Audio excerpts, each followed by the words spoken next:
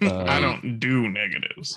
Dexterity's 16, so that's a 3. Con's 12, that gives me 1 point. Intelligence is 13, and that's the bare minimum I have to have. Wisdom is 12, and then charisma is 15, mainly because nice. All right, you possibly got the charisma. what I'm gonna do, hopefully maybe transition into later. We'll see. All right, that's good to hear. You got some charisma. A little bit, but yeah, he's also has a trait called provincial, which is a drawback, which means I have only one way of looking at things the right way. I take -2 on penalties to diplomacy checks and sense motive checks against anyone whose religion or alignment differs from my own. Oh, nice. So I'm the face. What's your religion is the real question. So yeah, that's gonna come in negatively, but yeah, I need the ability to shoot my armor class as high as I possibly can, and combat expertise is the one thing I need, and my intelligence had to be 13 for that. So I made my strength a bit too high, but I just wanted to keep it a little high, so if I ever wanted to do wild shape later, yeah, it could be slightly effective. You need that though. So what, explain that again. You needed what? Intelligence, you said? 13? I had to have an intelligence of 13 to have the feat called combat expertise, which allows me to get a +1 dodge bonus. Gotcha. But take a minus to my attack. So Nate, Scarde, what'd you got? My stats are 18 strength, 16 dex, but it's normally 14, but it's being buffed by something. 12 con, 14 and 10 wisdom and 8 charisma. Ooh, that's loud. I got a really bad echo. Yeah, I'm trying to. Are you watching the stream? Just turn your music volume down. Was that in game? I'm not sure. We can't hear you, Wolf. You're muted. Okay. You're muted. No, there was a bad echo muted. like right after. There was a bad echo right after the stream started, and then it went away after about 10 seconds of everybody's talk. Oh, do you have the stream open? Oh. Make sure you have the stream off, because otherwise it'll. Yeah. Bustin'. What does it do though for you? You said What? bustin'. Bustin' makes me feel good. There. What does it do though for you? Dodge bonus. Remember, dodge bonus is stat. That's the one that does.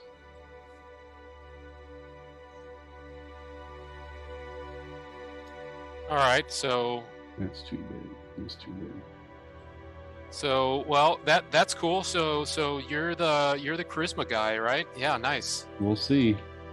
You're the face unless you don't see them the right way. Then there's a problem. Yeah, if we don't see things right eye to eye, then so hush. I can go next, or anybody else? Eye to eye. Go ahead, man. Go ahead, man. So Red has a 8 strength, so he's definitely not strong.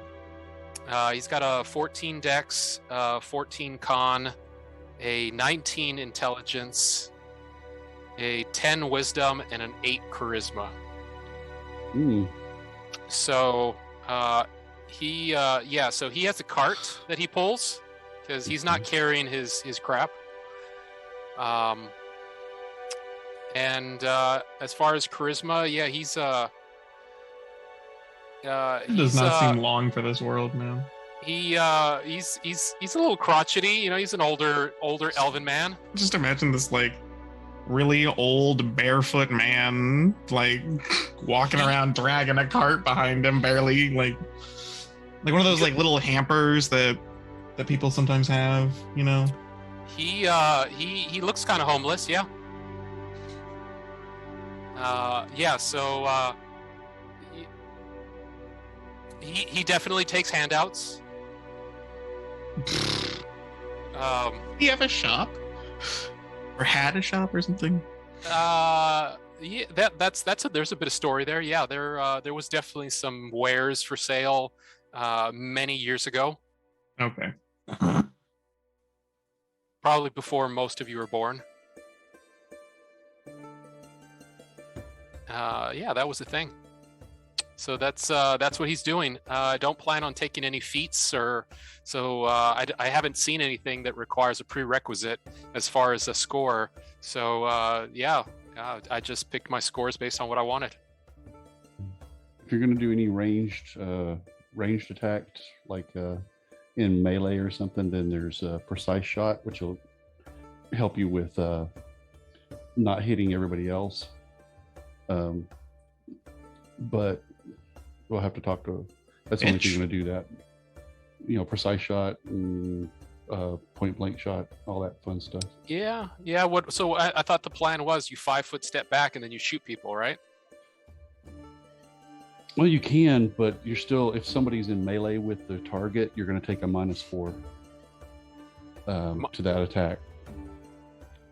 If you shoot somebody that's in melee with somebody else. Okay. Well, I'm not going to be trying to shoot people all that often. That's definitely a backup, but we'll see how that goes. Yeah.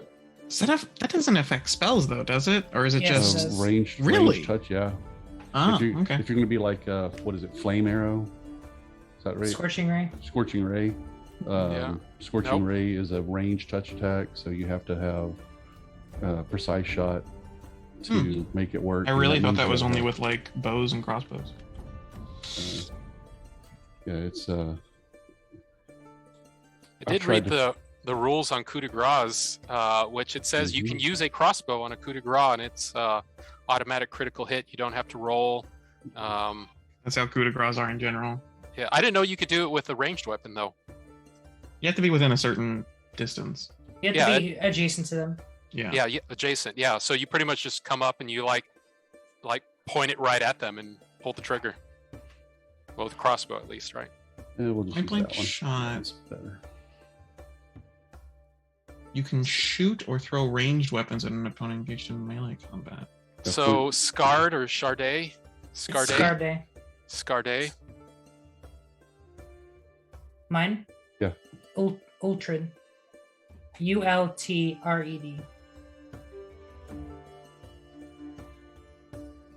Ultred. It sounds like that one guy from the Lost Kingdoms show. I think his name is like Uthrid.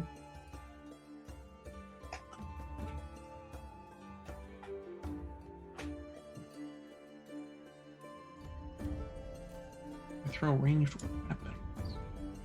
Oh. Okay.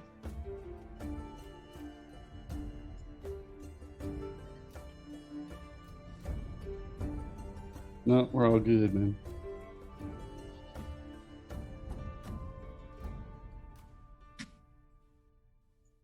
Try not to die.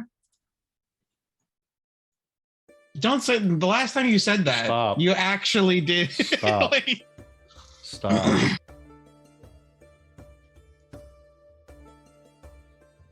Actually killed everybody. didn't kill everybody, but he was like, I might as well have. Can you imagine halfway through this session if if we get a TPK, if we just start killing people, and then halfway through the session, a certain dwarf friend of ours falls down a ravine? Yeah, that's not gonna happen. Well, you know, that's what I was discussing earlier. I chatted earlier with. It's like I have 7 spells to choose from, but do I choose the fun ones or do I choose the ones that help me stay alive? When you're in single digit hit points. Yeah, we you are pick usually the ones yourself. keeping you alive. Yeah. Yeah.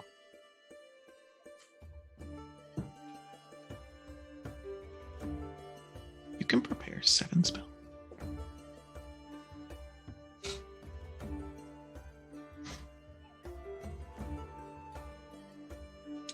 No, I have like it. 2 spells. Yeah, I have 2 spells too. I'm sitting here like, this guy. Wait, 7 spells? That's a lot of spells for a first level character. No, I think that means Known. he has that many known. Oh, to I mean, choose no. from. Okay, never mind. How Yeah. high is your intelligence? 19. Oh. Well, we're live. So, Yep. Hey everybody, how's it going? Darewolf here for Darewolf Gaming. Happy Thursday. Happy Thursday evening. And thank you so much for joining us here for Session 1 of Rise of the Runelords, Chapter 1 Burnt Offerings. Joining me today are 4 fantastic role players, a couple faces that you will likely recognize from some other streams, and then also a new face as well. Super excited to have him here. One of my players that I've been playing with now for, Finance Potato. It's been a hot second. I think Almost it's been 2 like years. almost 2 years, right?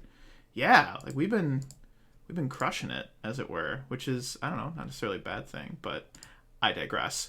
With that being said, I'm going to let everyone around the table go ahead and just quickly introduce themselves, tell us the name of their character, and then we're gonna dive into some role playing and see if the Runelords rise or if they fall. But with that being said, let's start with Cord, since you are over on the left hand side there.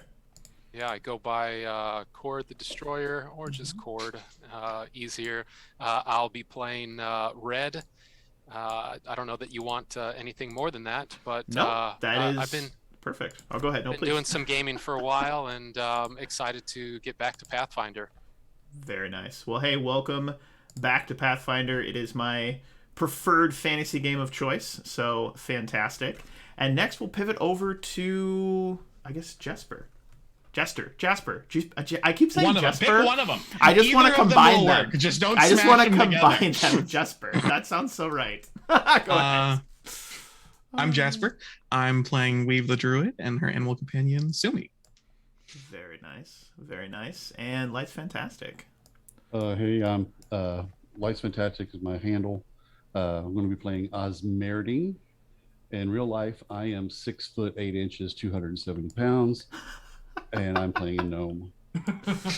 Woo! What a time Big to be change. alive. Wait, Big a gnome change. or a halfling? I thought you were a halfling. Gnome. You're a gnome? Gnome. Wow. What a time Go to be ahead. alive.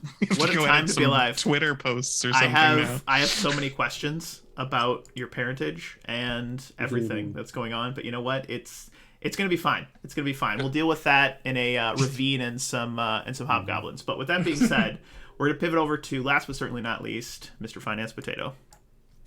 As he said, my name is Finance Potato, or Nate. You can call me whatever, or refer to me because you can't talk to me. I'm playing Scarde. You can't break me this early. We haven't even really started. Like, come on, man. What the hell? Anyway, I digress. And of course, I am Darewolf, the game master, who will be weaving some tales, etc.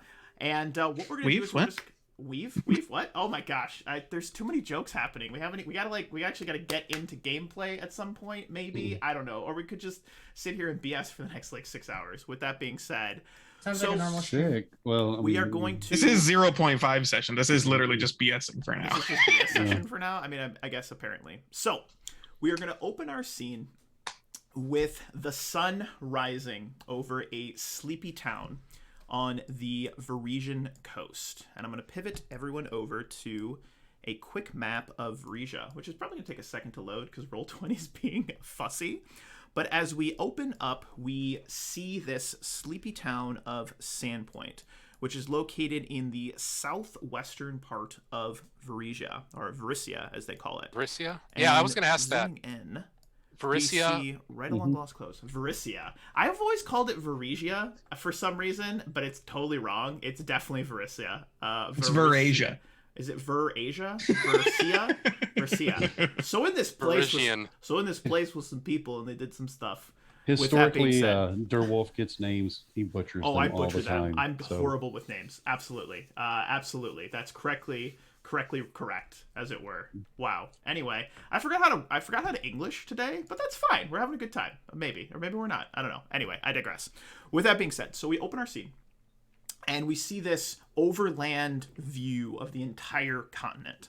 And as we zoom down into this small little sleepy city, we actually see the sun beginning to rise. And what's interesting about this city is, even though it is very early in the morning, just after, say, 8:30 in the morning, we see that the town is abuzz. There are people moving this way and that. They are setting up streamers. They have carts. They have little areas that they're setting up for like vendors and things like that, and the whole town is abuzz, and there's just this constant murmur of excitement and oh, this is wonderful. We can't believe they've actually completed the cathedral, and the town is just abuzz with energy. And that town is the town of Sandpoint, which I'm going to pivot you guys over to Sandpoint here in just a moment. Now, Sandpoint is a smaller town, not too big. It's significantly smaller than the large city of Magnamar, which lies to the south of the city. But the town itself is really just kind of a waylay station for people moving north and south along the Lost Coast. It's a place for, people to come and relax for the weekend. And the city itself really only houses roughly about 150 to 200 people at any given point. So really not a huge organization. Most of what it has going on here, there's a glassworks, which does create some very nice fine glass and things of that nature. But really the town itself is just pretty relaxed, pretty laid back. With that being said, we are going to zoom over to the beach that is actually just near the glassworks. And sleeping in the sand, perhaps just starting to wake up, we see an older elven gentleman. And if you would, Cord, go ahead and describe your character for everyone, please. All right, so Red, which is his short name, real name's Alfred, but Red is a lot easier for most people. He's an elven man, a little bit older, middle-aged was you definitely call him, and he wears tattered clothing, some kind of long jacket, robes, maybe a little bit of both, some layers, because he is sleeping down on the beach, so he has to stay warm. He has a really old hat that has a buckle, as you can see there on the top. He's got scraggly hair that comes down off the sides through the hat on the left and right and the back. A really unkept beard. His feet are covered in sand. He doesn't wear shoes. His feet are calloused, like he hasn't worn shoes in years. He's got really nice big flat feet because of that, and he's just down there, and he's comfortable sleeping outdoors for a elven man. Yeah, I guess that's it. That is. What else? He's got. Oh yes, he's got a cart as well with a whole bunch of crap in it. Mm-hmm. Some looking useful, some not, Mm-hmm. and. You could see that he's got a heavy crossbow as well that he kind of has sitting aside by the side of him. Beautiful. And as Red is perhaps lazily waking up, he is actually going to hear the sound of the town bell being rung from the recently completed cathedral. The cathedral over to the kind of northeast side of the village or the town itself, and you hear this bell starting to go off, and that is the first thing that actually wakes you up. And as you wake up and Red's eyes begin to open, the bright sun that is rising out of the west and it just hits you in the face, and as your eyes begin to adjust to the sudden flood of light, you see a not necessarily disgruntled looking man in front of you, but a man that looks perhaps slightly concerned or confused as to why he has found an old man sleeping in between some rocks. And he lifts up a lantern, then looks back over his shoulder, realizing that why is he carrying a lantern, opens the door with a blows it out, and then hooks it to his side, and you recognize him as one of the few. There's not a plethora, there's not a lot of town guard in Sandpoint, but he is one of the local town guards, and he just gives you a look of, what the hell are you doing here? He is wiping sand from his face, his eyes.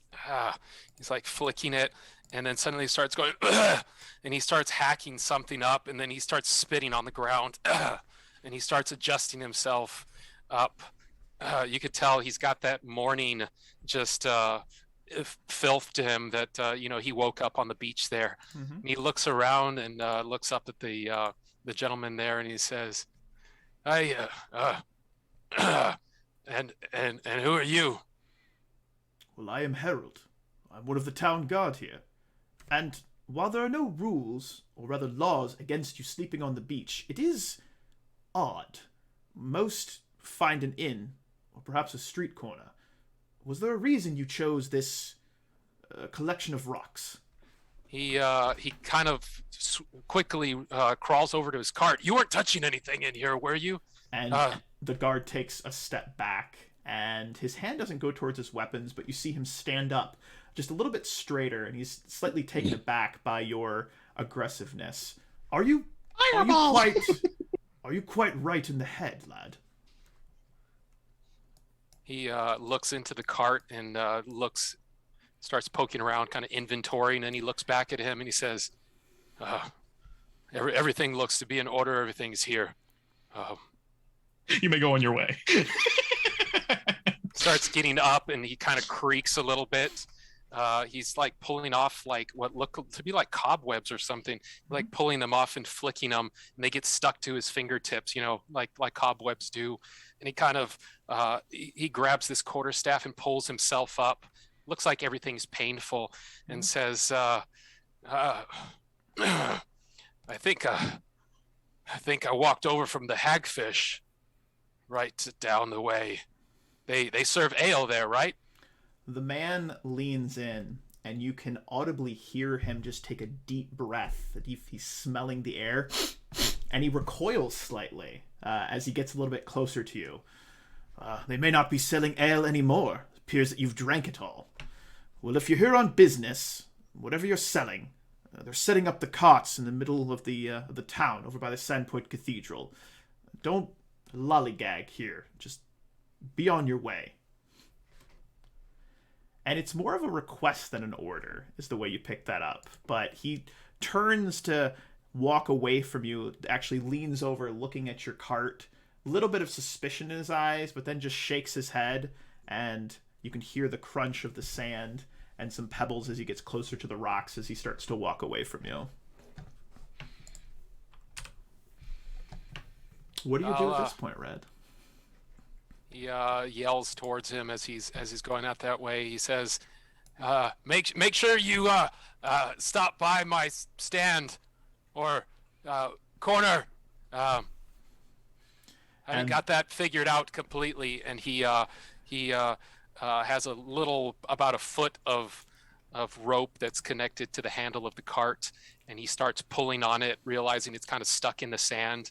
Has to turn around, grab it by both hands, and just pulls it really hard, kind of gets it unstuck, and just starts tugging this cart. It's like a two-wheeled cart is what I picture. And as Red pulls the cart and it just slowly starts maneuvering, on your hand, crawling up from the cart, is the small spider, Rose. And it crawls up your hand, kind of stopping, and then you see all of its, spider eyes, its eyes look up to you, and there's that small little connection that you have every morning, just for a split second. And then it scurries up and kind of burrows itself right into the collar of your jacket or robe that you're wearing right now. And with that, we're actually going to zoom out just ever so slightly. And as we zoom out, we cross up and over the glassworks, which is located right here. And then we zoom down to a very small little red building that is just behind the Crag's Tooth Tavern's little markings there. And as we zoom down in, we see this halfling size, for lack of a better term, at this very, very small little almost shack that you can see. And as we zoom in, we go in through a window and we see well, what do we see, Patrick? What do we see? You see a gnome. He has that top gray skin with the forest green hair, the emerald green eyes. He dyes his soul patch emerald green to match his eyes, not his hair. He tries to dress matching whatever color his hair is at the time, because they change their hair all the time. Gnomes always change their hair. So today it's green with little leather. Depending on his mood, he might change and if he's in town, he might change clothes 3 or 4 times a day, just depending. He is, like I said, about 3'4", weighs about 40 pounds. So think about your average 5-year-old. And so everything in the house has been basically over the last 30 something years that he's lived there, been adjusted for him and his mom and dad's height. So it's a perfect little thing for him. And he's just getting dressed, and he's gonna go outside. He's gonna surprisingly not walk on the street. He's gonna climb up on the roof. So before he actually gets a chance to climb up on the roof, we're actually going to pivot back to just as he's starting to wake up. And again, just similar to what we heard for Red, you hear that morning bell, which is the announcement, obviously, that morning, dawn has broke, etc. And you hear that ding, ding, ding over there. And as you wake up, and your eyes again begin to adjust, and there's just that faint trickle of sunlight in through the window, you hear your mother from behind your bedroom door. There's a knock, knock, knock. Oz, it's morning. Wake up. Ma, I told you not to call me Oz. It's Ozmerdin. Oh, Ozzy, quit being so fussy. Get up. I have breakfast ready for you. Ma. He'll just put his hair up and start getting dressed and go out. As he gets up and he opens the door, the first thing that hits your nose is this very, very, very aromatic smell of just the most hearty breakfast you can imagine. You smell bacon, you smell eggs. Your family, your parents both work at the Glassworks, which is just around the corner, so very close. Obviously, they chose the location for that reason. And they are low-level glass workers. They've obviously been there for a long time. They do make some very nice work. But the Kaijitsu family, which actually owns the Glassworks, not known to be the most well-paying of employers in the city. Actually, he is known to be one of the most greedy men in town. This Lord Kaijitsu, as he likes to call himself. His daughter being Amiko, who actually owns the Rusty Dragon, and they've kind of had a falling out recently that you may have heard some talk from your parents about that. But your dad, is actually already left off to work, and there is a steaming pile or bowl or plate, as it were, of food on the table for you. You can see that your mother just has that plate for you, and as you step out, she actually has to jump out of the way as you run past it. Normally, this type of meal is saved for special occasions, etc. Being, again, not poor, but not the most well-to-do family in town. And as you dig into it, you hear from behind your mother give out this very just genuine laugh of just joy as she sees you dig in. Be sure to dig in, Oz. Well, he's just... And she steps up, and you feel her place her hand on the nape of your neck, and it's just kind of a gentle touch. And as she does so, you continue your eating. She says, "I have to be off to work, but be sure you stay out of trouble today. I know the type of things you get into, and the type of gentlemen you've been hanging out with. Not the best people in town. You listen to me, young man. Not the best folks in town. Now, with the festival happening, and the mayor and the guards all moving around, I don't want to see you get into trouble. Okay, so Ma. Be good. No, Oz, look at me. Look at me. Look at me. Be good." I mean, as good as I can be. She boops your nose, and she turns, gathering up a small satchel that she takes, and she heads off out the door, off to work. He just eats and leaves it on the table. And as you finish your meal, push the plate out, you can then obviously head up and onto the roof of the building. He jumps up on the roof, jumps up on the next roof. I can roll acrobatics checks if you want, but it's something he's done every day of Not his life, necessary, but as you get up onto the roof, I'd like you to give us the first official roll of the game. Okay. Clap, clap, clap, clap, clap. Go ahead and give us a perception check, please. I knew you were going to do that.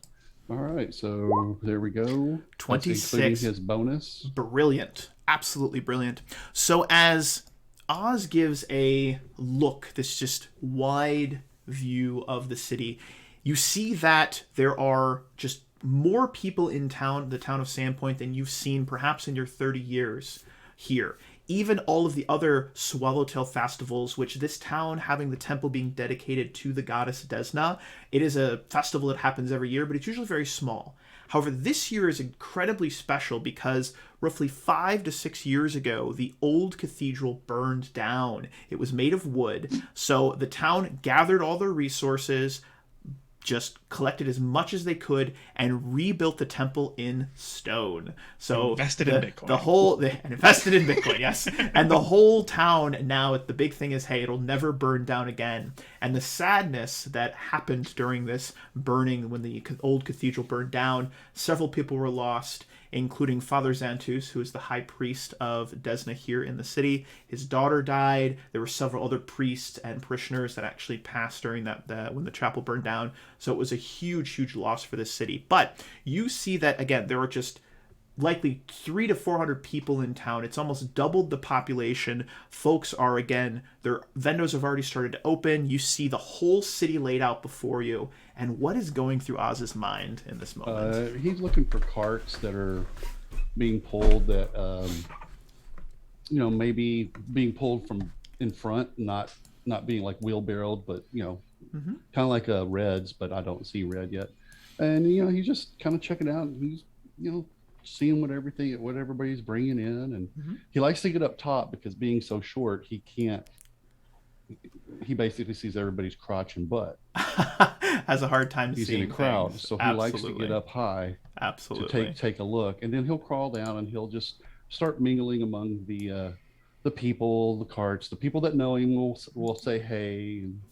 There's a couple of places, and he steers clear of the big places right here in the middle of town, the barracks and whatever this place is. Because he knows that's City Hall, I believe. Perfect. Yeah, he tries to go alleyways and back ways to get towards. He'll head towards the festival grounds where there's better hunting. Hunting. Wonderful, wonderful turn of phrase. With that being said, we then zoom out from Oz as, with hungry eyes, he heads off and disappears into the crowd. We see Red has finally managed to get his cart up and back onto the main road near the glassworks and is starting to make his way northeastward as well towards Sandpoint Cathedral and the town square there. But then we zoom back out and we swing over the middle of the town and we actually head down to the Lost Coast Road and the southern bridge near the Feathered Serpent that's called Sandpoint Bridge. And we see a gentleman walking into town. What would you look like in this moment? Do you look proud of yourself? Are you tired? You've just walked for several days back from Magnamar, so how are you feeling, Scarde? Overall, he's probably just a little tired from the long travels, but he's definitely very eager because he hasn't been home in almost a full year because he's been training in Magnamar. He's definitely going to be going straight to his house. As for his appearance, he looks well kept because he keeps a very strict regime when it comes to his cleanliness and stuff because he wants to be in the whatever military the Sandpoint Guard, I would assume. That's a good place to start. Very good. He's wearing scale mail, and one unique thing about him is his weapon. It looks like a bunch of folded up wood with this mechanical hinges all over it, and it has a long blade at the end of it, all folded up on his back. Interesting. And as you cross over the Sandpoint Bridge, you hear the trickle of water, and you can smell that kind of moist, river smell. If you've ever been near a river, you smell some of the moss and things of that nature. You see a couple of fish jump up out of the water, maybe nab a bug or two. And as you cross over, you actually see one of the Sandpoint guards who is just allowing folks. There's a couple of people moving in and out. There's one large cart that's actually moving in front of you, kind of blocks your path as you cross over the bridge. You have to wait for it to cross.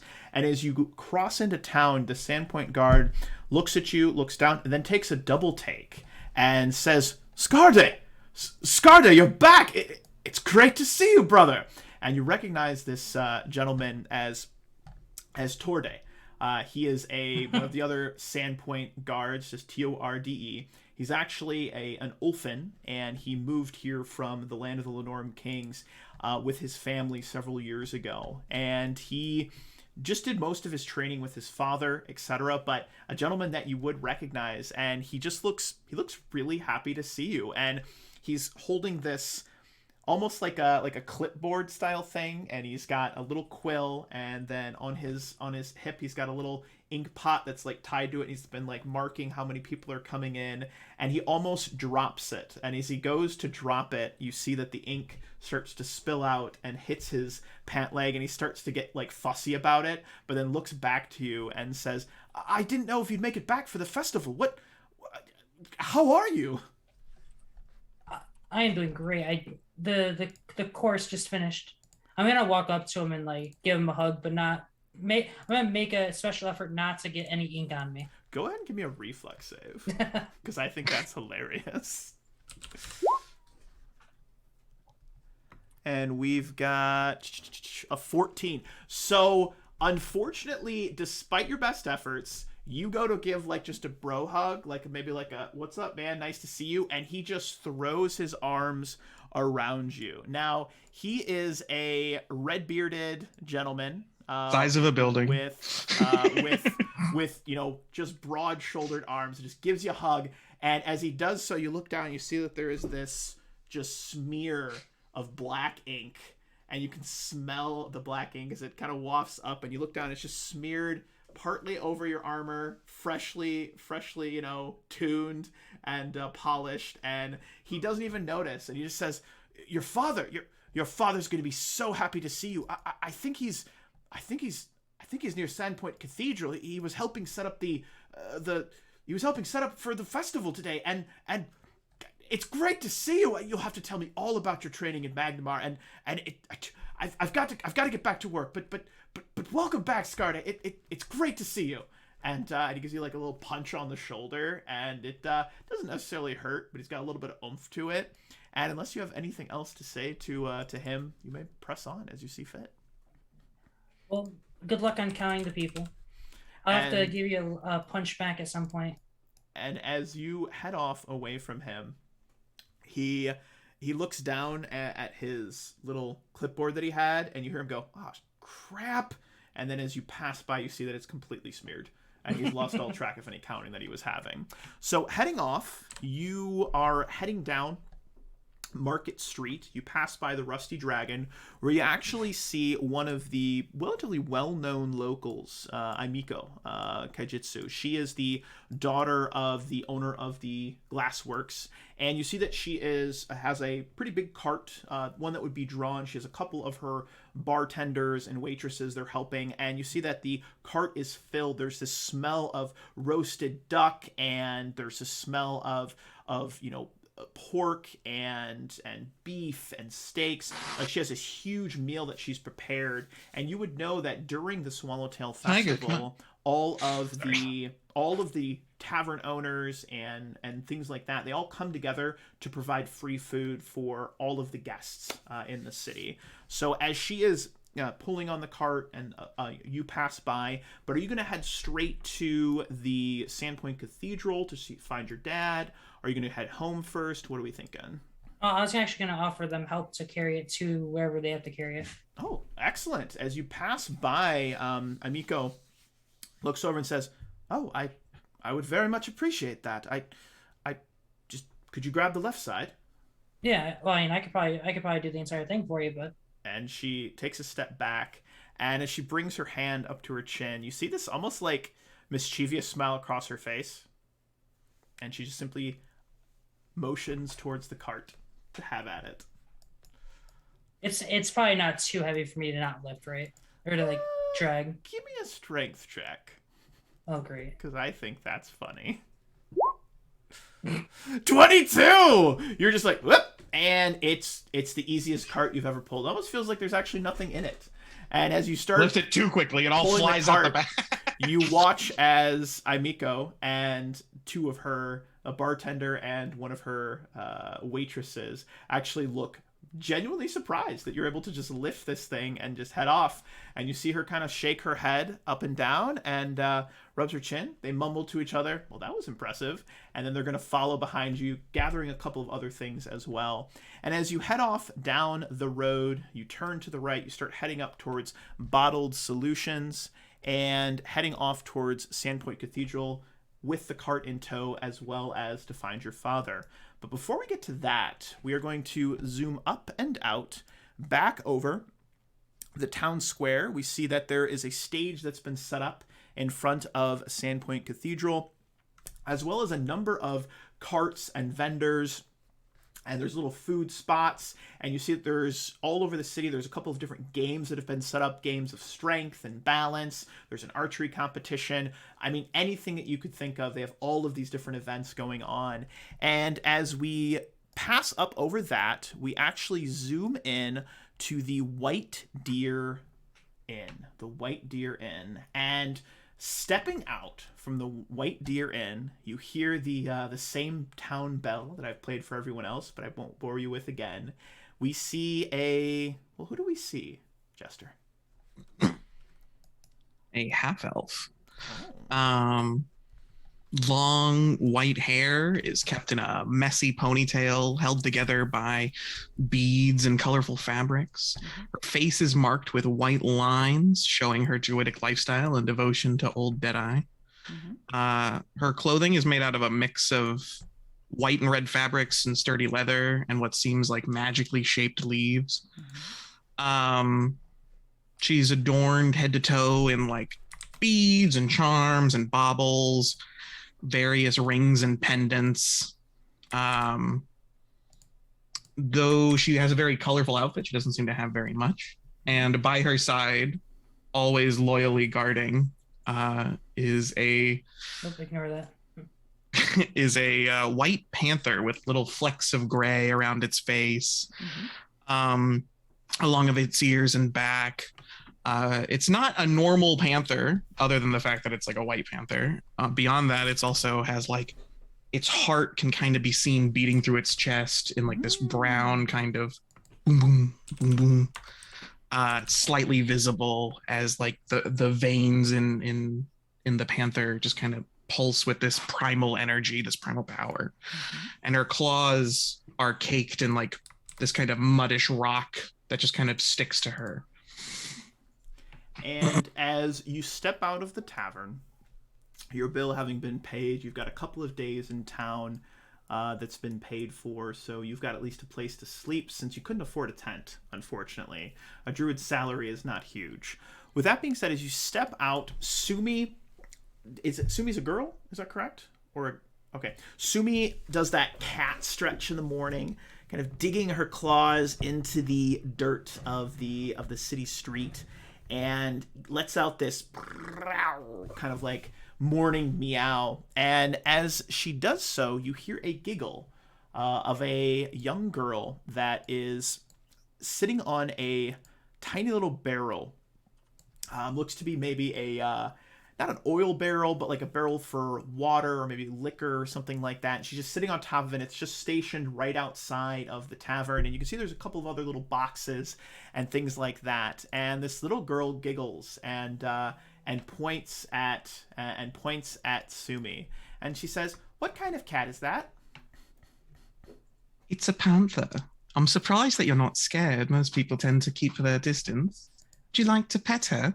And the little girl giggles again, bringing both of her hands up to her face and kind of covers it for a moment. And she says, "Will she bite me?" No, Sumi's a good girl. She wouldn't bite you. And the little girl hesitantly pushes herself up, plops onto the ground, and as she does so, we watch as Sumi sits down, maybe rolls over like your kitty cat is doing on the ground, and the little girl very gingerly takes a few steps over and then looks up to you. She's maybe 2 feet away from Sumi. She looks up to you just for that last bit of reassurance. You can see her eyes hopeful, like she really wants to. And Close my eyes and nod. And she reaches down and starts to give Sumi a scritch behind the ear. And as she does so, Sumi starts to purr. Sprawls a bit. Very loudly. Closes its sprawls eyes. out. And the little girl starts to like pet her stomach. And Sumi's Just imagine like every other townsfolk has like a 10-foot back, like not going anywhere near that thing. There's man. a pretty wide berth around this giant kitty cat. And as the little girl does so, and she plays with Sumi some and pets her and scritches her behind the ears, she looks back up at you, and you're getting the impression that there's a question. There's something that the little girl wants to ask you. Go ahead and give me a sense motive check, if you would.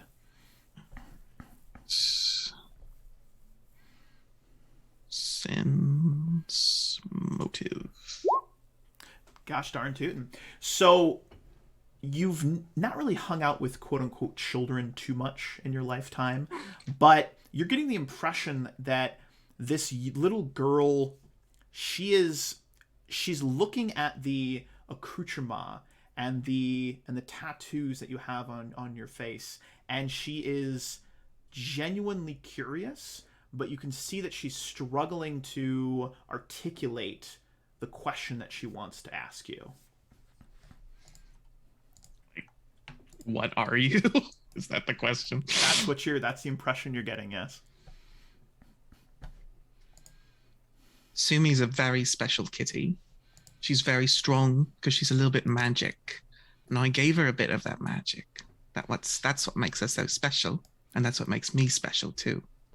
And the little girl's eyes go wide again. And as they go wide again, she starts to stutter, and then finally is able to let out this kind of excitement, exuberance that she's been holding inside. Are you a druid? Closes eyes, nods again. And she almost jumps in the air, and she starts to kind of like bounce her feet back and forth. My mom told me about the druids. They said that druids protect the forest and keep the animals safe and keep the bad things away, and that they're the strongest, and that they're great. And she also said that. Oh, she said that, and she just goes on and on with that kind of childlike just excitement, and she can't find her words. She's jumping from topic to topic, and at this point, Sumi has stood up and is trying to like rub her face against the little girl's hand, like, why did you stop petting me? That's not how this works.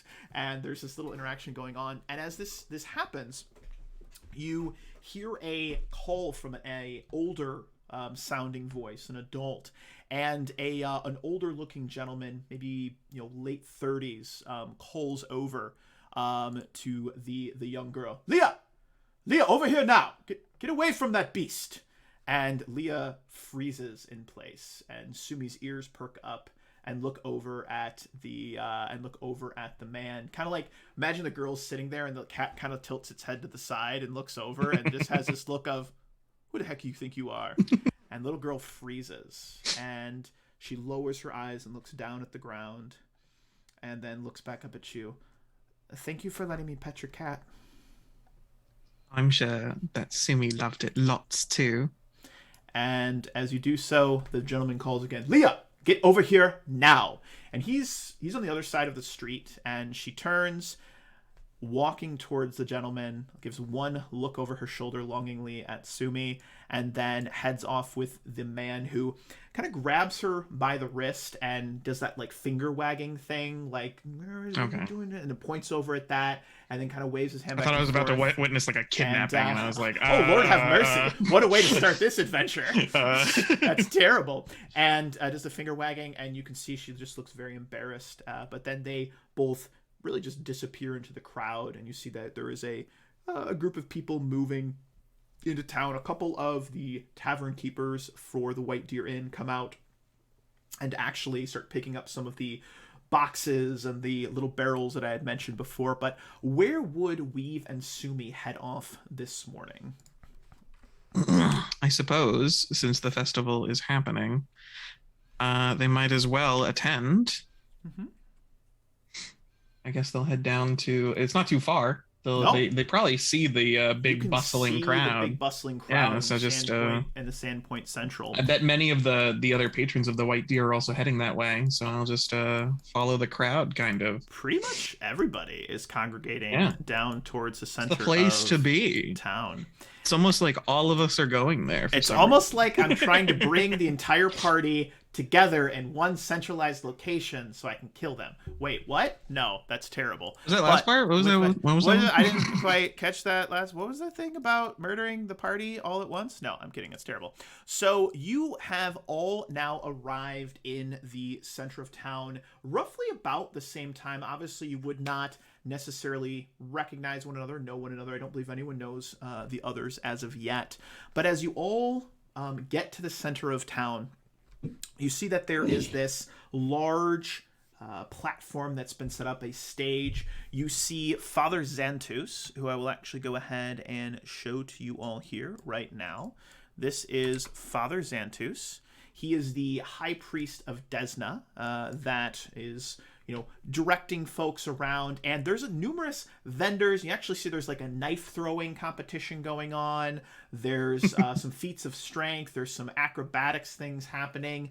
And really, I just want to give everyone a chance to play some games, interact with, some vendors. Really, what would you all like to do? And we're going to pivot back to Red now. Red, you've managed to pull your cart. You've started to set up your little boutique, as it were, your pop-up shop, I think is the new thing that folks do. You've gotten your little pop-up shop set up. But the thing that you would notice, Red, is that people are giving you a relatively wide berth right now. There's other vendors and whatnot, other little boutiques and pop-up shops that have been set up. But for you, unfortunately, there's almost like there's an aura around you that folks are not willing to cross that precipice as of yet. But what would you be doing right now? So I have this this little wooden sign that has like the little string on it, that attaches on a nail. You'd hang it on the front of the cart. Open and closed. Yeah. Yeah, exactly. He's holding it, and he's got a quill, and he's writing something on it on the front of it. Mm-hmm. Anybody that walks by can see the back says "keep out," but the front of it, he's writing down just some things he has for sale. What things does he have for sale? We didn't discuss this, but I figured he's got some very mundane items. He's got hair and beard tonic. Okay. I thought it was just hair. I was like, he's selling hair. Human hair for sale. You know what? He has a jar of hair. Fresh hair. Sure, why not? We'll throw it in there. He's got a jar of hair for, if you want to make a toupee or, a beard, that's something that's available. But, that's weird, but I like it. For the most part, he's got a bunch of odds and ends as far as just things in glass vials. Mm-hmm. Mm-hmm. And his the front of his sign, he finally puts it up, and it says "Things for sale. Ask for prices." How fresh is the hair, good sir? Kura just asked. How fresh is the hair? How fresh is the hair? It's. I'm not opening that jar. I'm dead. Red's got a lot of hair, so he probably cut his hair in the last 30 days. His hair. Oh my God, it's his hair. Oh, that's horrifically wonderful. But what's actually interesting, as Red completes his little sign and gets everything set up, a gentleman approaches you, and again, there's almost this invisible barrier where folks just are not quite approaching the cart for whatever reason. But this very finely dressed, well-to-do gentleman with a walking stick and all approaches your cart. And there is a look of just complete curiosity, and he gives off the air of a fine aristocrat. And as he steps forward, you see that his clothing, he's got this blue, very fine, looks like it's made of silk. He's got this, gold inlaid cane, and his hair is very well kept, cut short. He's got a little ponytail in the back. It's been pulled back, cut short in the front, long in the back. Business in the front, party in the back kind of thing. So he's just good to go. But he steps forward and he says, "My good man, I understand that you have some poultices and things like that for sale. Is that correct? Yes. The cops. Jester. Sorry. He says, yes, you must have heard that I can do a bit of healing. I have to be prepared for it, of course. But if you got a sprained ankle or something, or is it you got a fine head of hair there? I don't think you need this one. And he starts pulling through some different stuff. Chapped lips or bunions on your feet. Kind of kicks some dirt on his, looks down. He says, "Don't mind mine." And there's a couple of other, event attendees, some of the folks in town that are looking over at this conversation that's going on, and there's this look of confusion, maybe even disgust. But the gentleman in front of you, his expression has not changed. He still has this just shit-eating grin on his face, just super wide, and he just looks so curious. And he actually leans over and looks into the cart. He brings out a little handkerchief. As he does so, he covers his nose with it and just kind of leans over the cart. And just, you can hear this muffled kind of voice beneath. And he goes, "How curious. Do you have anything for, well, perhaps this is a bit of a strange question, but do you have anything for covering up aromas, foul-smelling things, any perfumes or things of that nature, perhaps the fresheners of air, anything of that nature?" Febreze, if you will. Fantasy Febreze. Red kind of rudely grabs his backpack that's inside the cart and pulls it and says, "That stuff is not for sale." He grabs it and he throws it underneath the cart very quickly. And he says, "Yes, you want something that smells pleasant or something that smells rank?" I have a bit of both. Nope, not rank. I'm looking for something that would cover up a rankness. Well, both would really cover up any smell that you have. And for the first time, that grin on his face actually dissipates. And he doesn't frown, but he looks slightly perturbed. He says, "No, specifically, I'm looking for something that would cover up a rankness. And I don't wish to cover the rankness with more rankness. I wish to cover it with something more pleasant." You're a clever one. Let me see here. You see, I'm currently in the process of rebuilding my family estate just to the south of Sandpoint. And it's a bit, well, it's in disrepair, if I may be so bold as to say, and it's been not so well upkept. And frankly speaking, it smells terrible. And I was hoping that while we're working on it, we might freshen it up a bit. He's Red has this glass vial with a glass ball top on the top, and he's kind of just gripping it in his hands. You can see there's some kind of yellow liquid in it, and he's just holding it, kind of listening to the story, smiling. And he looks at him. He says, "I've been all over Varisia. Whereabouts is your place?" "Oh, just a few miles south of the city, but neither here nor there." Is it an ancient Thessalonian old home? Registered with the cities? No. Oh. Well, all right. This is it here, though. This it smells like flowers. I can't say what type. I'm sorry. I'm not a botanist. But you can have a smell for yourself there, and he kind of hands it over. And the gentleman with his nails are I don't know if you've seen an elderly person's nails who are a bit unhealthy. Yellowish. Yeah, just like Red's skin is a bit yellowish. Yeah. Yes, his fingernails almost like they might be made of wood. Oh, that's so creepy. That kind of look. Ooh. And he hands them over and kind of looks at his fingers, realizes, but says, "They don't bite." And the gentleman with the handkerchief grabs the vial, takes it over, slightly pops the cork. What does it smell like, Red? It smells good.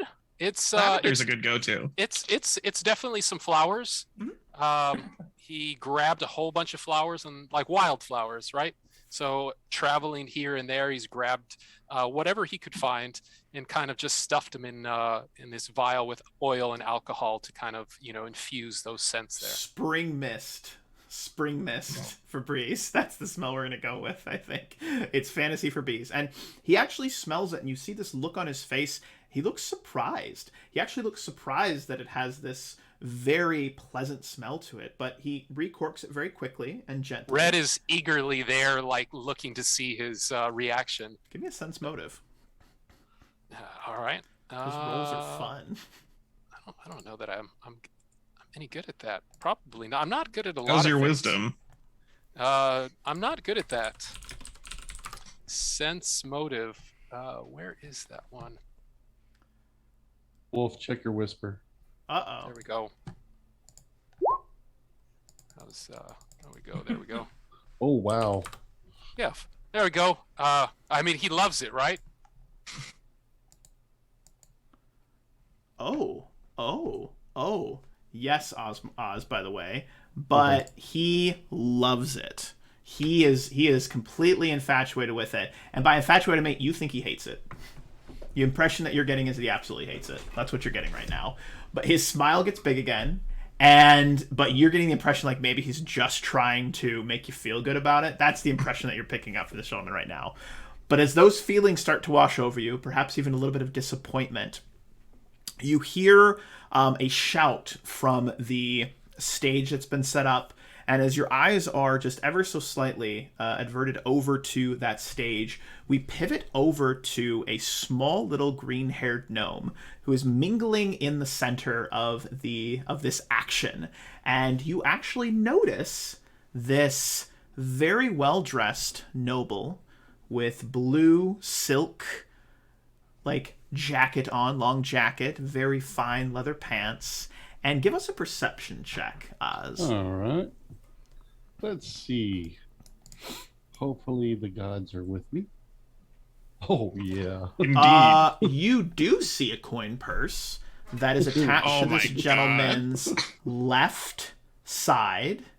But with that 20, you notice that coin purse, the size and the shape of it does not match what you'd assume from such a finely dressed noble. Either he's walking light today, or perhaps he's already spent some money. But that coin purse doesn't look too heavy.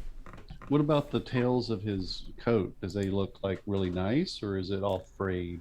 So the very, very bottom of his coat is slightly frayed. Yep, it's slightly frayed. Not too much to where if you weren't looking so intently you would miss it, but there's slightly frayed at the end of his jacket. Correct. We're gonna go over towards the person he was talking to. That he was going towards that cart, and kind of look around and realize why there's an aura.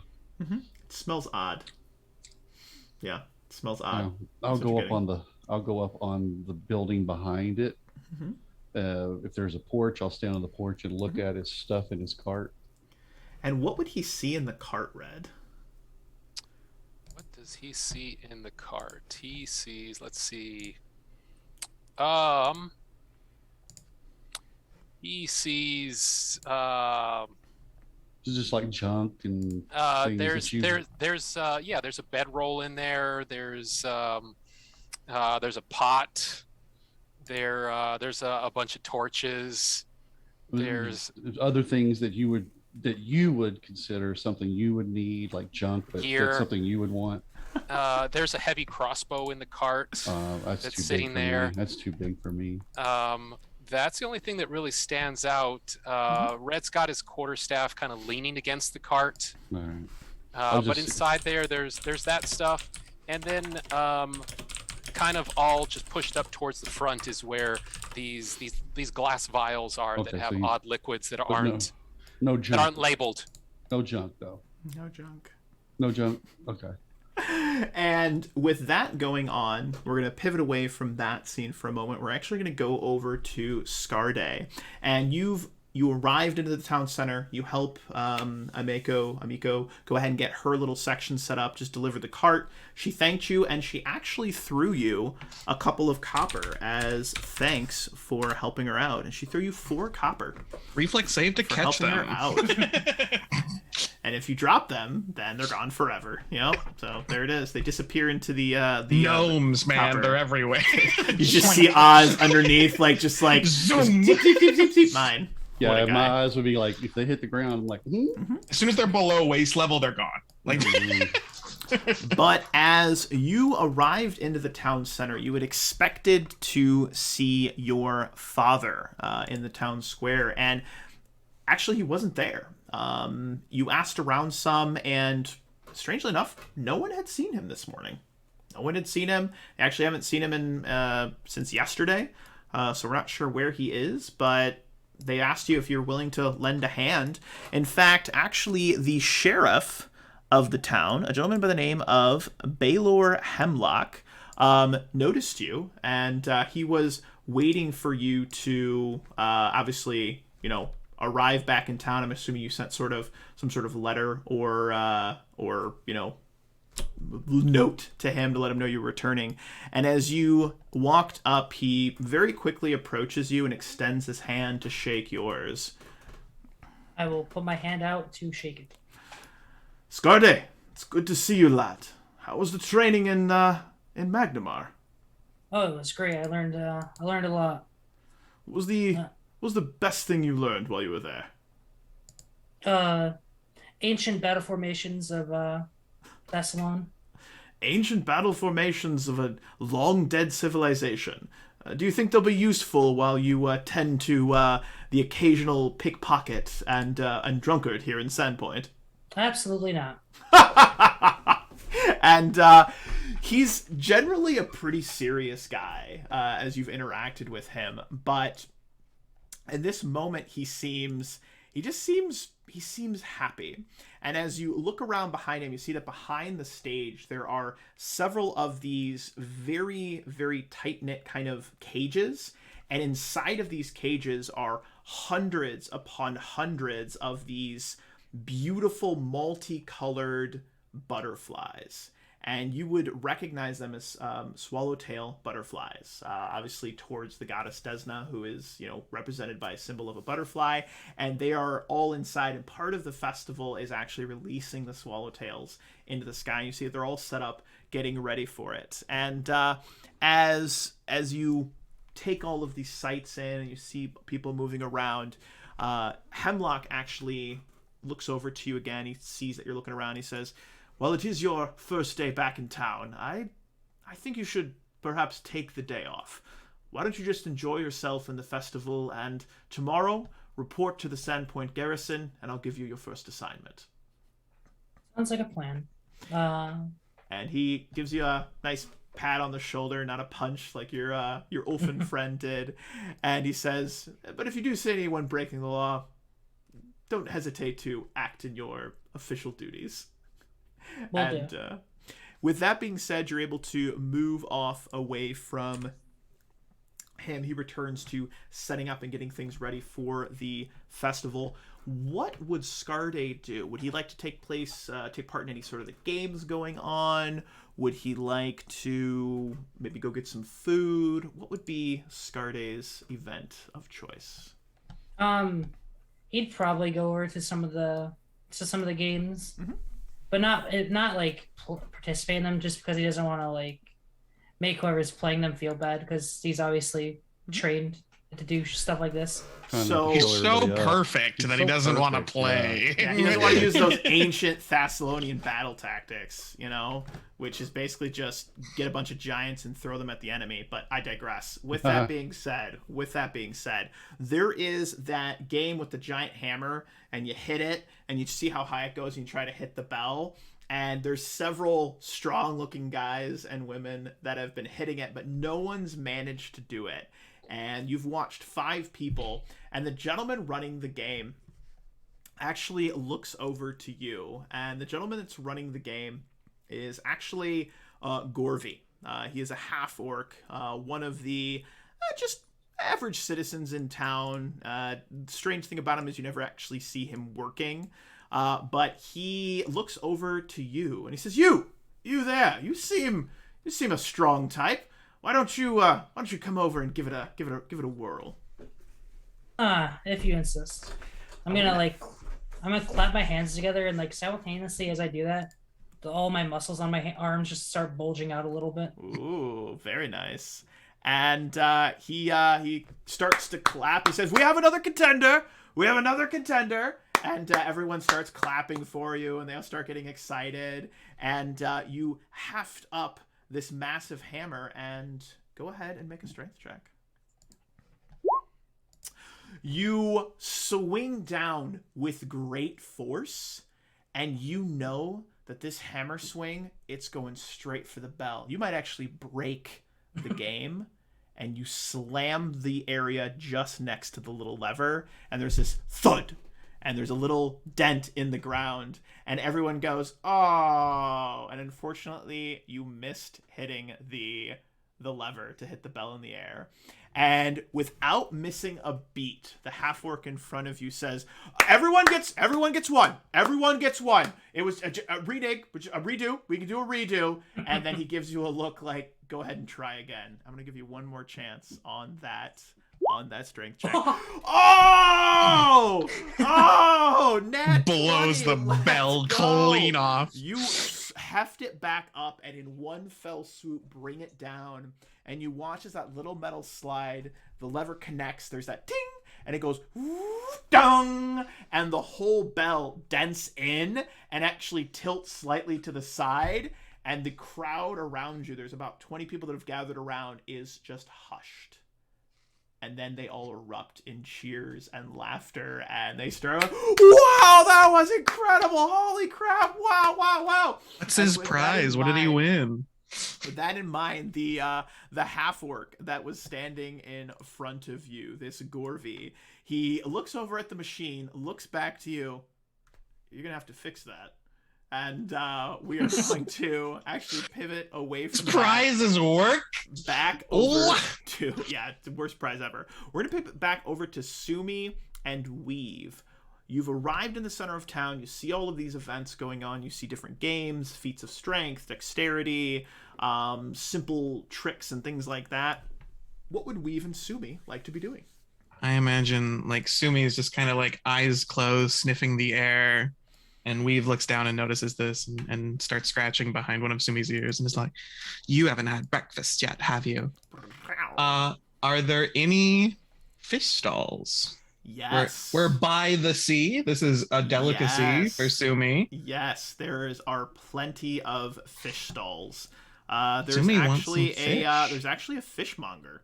And he's like, "Fresh fish! Fresh fish! Come and get it! We got all the fishes that you want! You want the big fish? You want the small fish? You want all the fish!" And he's just shouting and screaming. And there's a couple of people coming around, and he sees a family come by. He's like, "You over there, you wanted the fish, don't you?" And they're like, "No, we don't want any fish." He's like, "Oh, you wanted some fish?" Like, "No, we're good. We're actually gonna go get some of the steak over from the Rusty Dragon." "No, steak is for losers. You want the fresh fish." I'm like, "It's not even cooked. We'd have to cook it." And he's like, "Oh, but that's half the fun." And then just kind of goes back and forth, and that family eventually just wanders off into the distance. And Sumi, with you watching the family walk off, you notice that Sumi is about 10 feet, almost hovering on the off the ground towards the fish stall. I will catch up to Sumi and tamper her a little bit, just a hand on the back of her neck, just to make sure that she doesn't do anything rash. I love it. Let's have Sumi make a... No, I'm just kidding. That's terrible. Make a will save, not to just devour the fishmonger. So this gentleman in front of you, this fishmonger gentleman, is a gentleman by the name of Jest Cragtooth. And he's got a Jest. Where have I heard that before? banner on his little bandana hat, and he's got a big beard. And he looks over to you, and that hungry salesman kind of look, he can't even hide it. And he looks down at the cat, and he looks over to you, and he says, "Ah, yes, you and that giant kitty cat there. You're looking for some fresh fish, aren't you?" I think you have us pinned, yes. All right. All right. We're going to make you a great deal. We're going to make you a fantastic deal. Jesk just takes care of his own. Those that know the beauty of fresh fish. How many pounds can I put you down for? We'll just take a full fish. What's a delicacy? What's a specialty for this town? Oh, we got all the fish you could think of. We got the salmon. We got the junk beach tilapia. We got the herring. We got the Chopper Isle mangrel. We got all of the fishes. You know what? You know what I recommend? You try one of everything. And he gets out a little crate. He's got some like paper in it. He starts putting fish into it, like piling them together, and it's more than one fish. There's about 6 in there, and he sets it on the little counter in front of you. He goes, "Okay, it's gonna be a 1 silver." Honestly, it's probably actually pretty good. I will do that. I hand over a silver piece, and I heft the crate. I'm decently strong. He grabs the silver, quickly brings it up. He's like, "Okay, well, you and your little kitty cat there, you enjoy your fresh fish. I recommend you smoke the tilapia, you do this to that one," and then he just gives you like a full list that you've already turned away. And Sumi is bumping into you and like pawing at the crate that he gave you, this little box, and I take out one of the fish, the salmon, and I'll give it straight to Sumi. She gobbles that up hungrily and readily, just nom nom nom nom nom nom nom, and just takes it.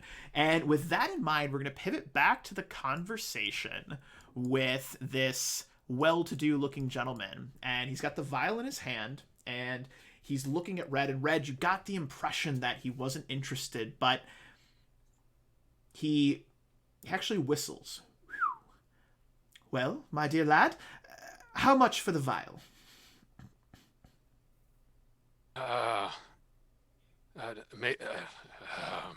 Never sold something before. How about a gold piece or two?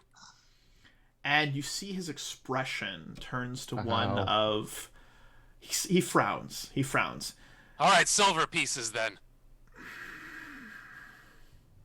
And his hand goes down to the coin purse on his hip, and you see him pat it a little bit. And give us both Oz as well as Red. Give us a sense motive check here, please.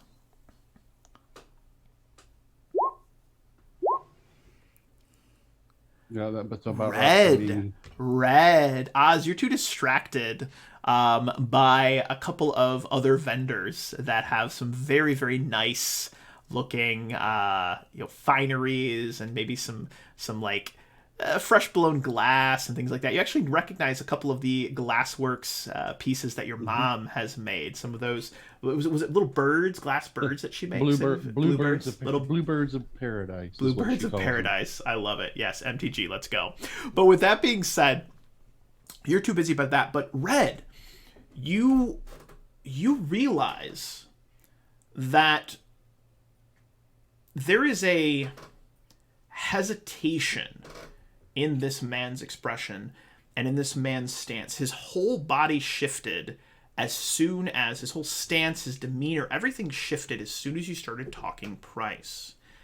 And his clothing, that air of confidence and regalness and royalty that he was giving off, this kind of noble appearance, you're getting the impression that it's really a facade.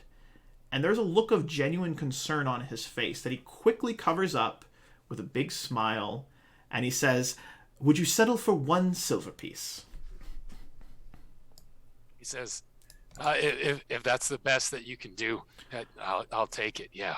It is, I think it is a fair price for a fine product. And he will reach into the pouch. There is not a loud jingle. It's almost sounds like it's maybe 1, 2, at most 3 coins that clink together, and he pulls out a single silver piece and he passes it to you. He takes the vial, tucks it into the little pocket in his jacket, and looking at the cart, looking at you, He smiles and he says, "I wish you well and hope you make several more sales. What was your name, by the way? I didn't quite catch it, and forgive me for not asking." So Red takes the coin, the silver piece. He sniffs it, and you see his unkept teeth a little bit. There's quite a bit of staining there. Sniffs it, kind of snarls at it, and kind of sticks it in a pocket, and says, "I go by Red." Over and over. He says, I go by Red. You go by Red? Yeah, just Red. Well, my name is Alderin Foxglove, and, well, I wish you all the best. And he will turn and he will disappear into the crowd that is gathered there. As all of you are, interacting with fishmongers, buying things, selling items, looking for people to rob, breaking games early in the morning, there is actually a thunderous clang, a sharp retort that fills the air. And all of the people in town, there's a hush that falls over the crowd, and everyone actually turns their faces towards the stage. You see that gathered on the stage are several people of note in the town. Mayor Sandra Devern, who is the woman, she's the human woman of the mayor of the town. Father Xantus is there as well. And then also Sheriff Baylor Hemlock. And all three of them are standing on the stage just in front of the... Hey, didn't Father Xantus die? No. Okay. Who am I His daughter thinking of? did. His daughter his died. daughter did. Yes, Okay. his daughter died. Sorry. He's back from the dead. He's actually a lich. Oh The no! mayor being like, "Look who's back, everyone!" What did we? What He did we? he misspoke about the person that was the die, but that's fine. That's his thing. Oh, I am a terrible game master. Game's over. Good game, everybody. Bye-bye. Thanks. Super sorry about that. Bye, everybody. It's been a good session, been a good adventure, and we'll see you next time. All right, cool. Join us next week for Hell's Rebels Redux. No, kidding. No. Hilarious. No, with that being said, so the sharp retort, like a crack of distant thunder, slices through the excited crowd as the sun's setting rays paint the western sky. Excuse me, the sun's rising rays paint the western sky. A stray dog that has crawled under a nearby wagon to sleep starts awake. Sumi lets out a kind of a low, like almost growl at this dog. Drops the fish and then realizes they dropped the fish and picks it back up immediately. Yes. And the buzz of 24 conversations quickly hush as all heads turn towards the central podium, the stage, where a beaming Father Xantus has taken the stage along with Sandra Devern and Sheriff Hemlock. He clears his throat and takes a breath to speak. And suddenly, there is a scream that slices through the air. A few moments later, there is another scream that rises. Then another, and another. Beyond them, there is a sudden surge of strange new voices that rise, high-pitched, tittering shrieks that sound not quite human. The crowd parts and something low to the ground races by, giggling with a disturbing glee, as a stray dog gives a pained yelp, then collapses with a gurgle, its throat cut open from ear to ear. As blood pools around its head, the raucous sound of strange song begins, chanted from shrill, scratchy voices. Goblins chew, goblins bite, goblins cut, and goblins fight. Stab the dog, cut the horse, goblins eat and take by force. Goblins race and goblins jump, goblins slash and goblins bump. Burn the skin and mash the head. Goblins here and you be dead. Chase the baby, catch the pup. Bonk the head to shut it up. Bones be cracked, flesh be skewed. We be goblins, you be food. And as this song echoes out around the town, there are shrieks of horror, and you hear people running and shouting and screaming, "Goblins! Goblins are attacking! Goblins! Goblins! Goblins are attacking!" And we are going to go ahead and actually pivot over to our first battle map. No. And I'm I gonna go feel ahead like and Red might have applauded. It was pretty good, actually. It was actually a decent song. He was bobbing his head. Well sung, Wolf. Well sung. Yeah, Oh, that well, was thank really you. good. Thank you. I appreciate it. I did it for you. You know, I practiced it a lot. It's like the 8th time that I've sung that because I've run this game so many times. And we are actually going to drop into our first initiative of the campaign, which I am super excited about, and hopefully the map will actually load. But we are going to go ahead and bump up some combat music. And stream, go ahead and let me know if that is too loud for you guys, if you can't hear us. But everyone, go ahead and let's get you into initiative. I'm going to go ahead and drag this over here. Make sure to click your token before rolling initiative. Click your token first there, Gord. I make that mistake every time. That's why I remind everyone. Beautiful, beautiful, beautiful. Also, Sumi's token is just a little too big. It's not a full square for some reason. If you could resize it. Oh, it's not a full square. She's Or it's more than a full square, is what I'm saying. Like it's. Oh, it needs to be bigger. Oh, it needs to be bigger. It needs to be smaller, is what I'm saying. Because Sumi is. Sumi is a small. Sumi's a small creature. I'm I sure see it as small. a quarter square. Yeah, she's a quarter square right now. But like. Hey, we'll roll with it, man. It works for me. Her health bar is twice the size of Weave, unless this is just on my screen. Yeah. I am just seeing it on your screen. I'm not seeing it on my screen. You're good, man. Okay. Hey, we'll roll. I'll refresh. I'll refresh after why I does, get initiative. Why does Roll20 hate you? I don't know. We'll find out. But Is with that, the initiative, is that the button that's just right above the yeah, defense should and just attacks? say Anish. That is correct. And rising up There we go. from behind Sumi and Weave, who you've kind of walked away from the fishmonger's cart. The fishmonger's cart was the one right down on this side. You look back and you see the fishmonger turn, and leaping onto his face is this horrific, pumpkin-headed looking monster that you would likely instantaneously recognize as a goblin. And I'm going to go ahead and drag these beautiful, beautiful little pumpkin-headed goblins onto the map there, and it leaps onto his face. He grabs onto it, rolling back and forth, trying to like shove it off, and manages to just shove it off. The goblin screams at him, "Oh, fishes! Num-nums!" And just like leaps into the fish and starts shoving it into his face. There are, imagine if you will, there are just, it looks like dozens and dozens of these tiny pumpkin-headed monsters. They're chasing people, townsfolk. They're chasing children. They're attacking dogs. Father Xantus is engaged with them. The sheriff is shouting, "Guards, guards, guards."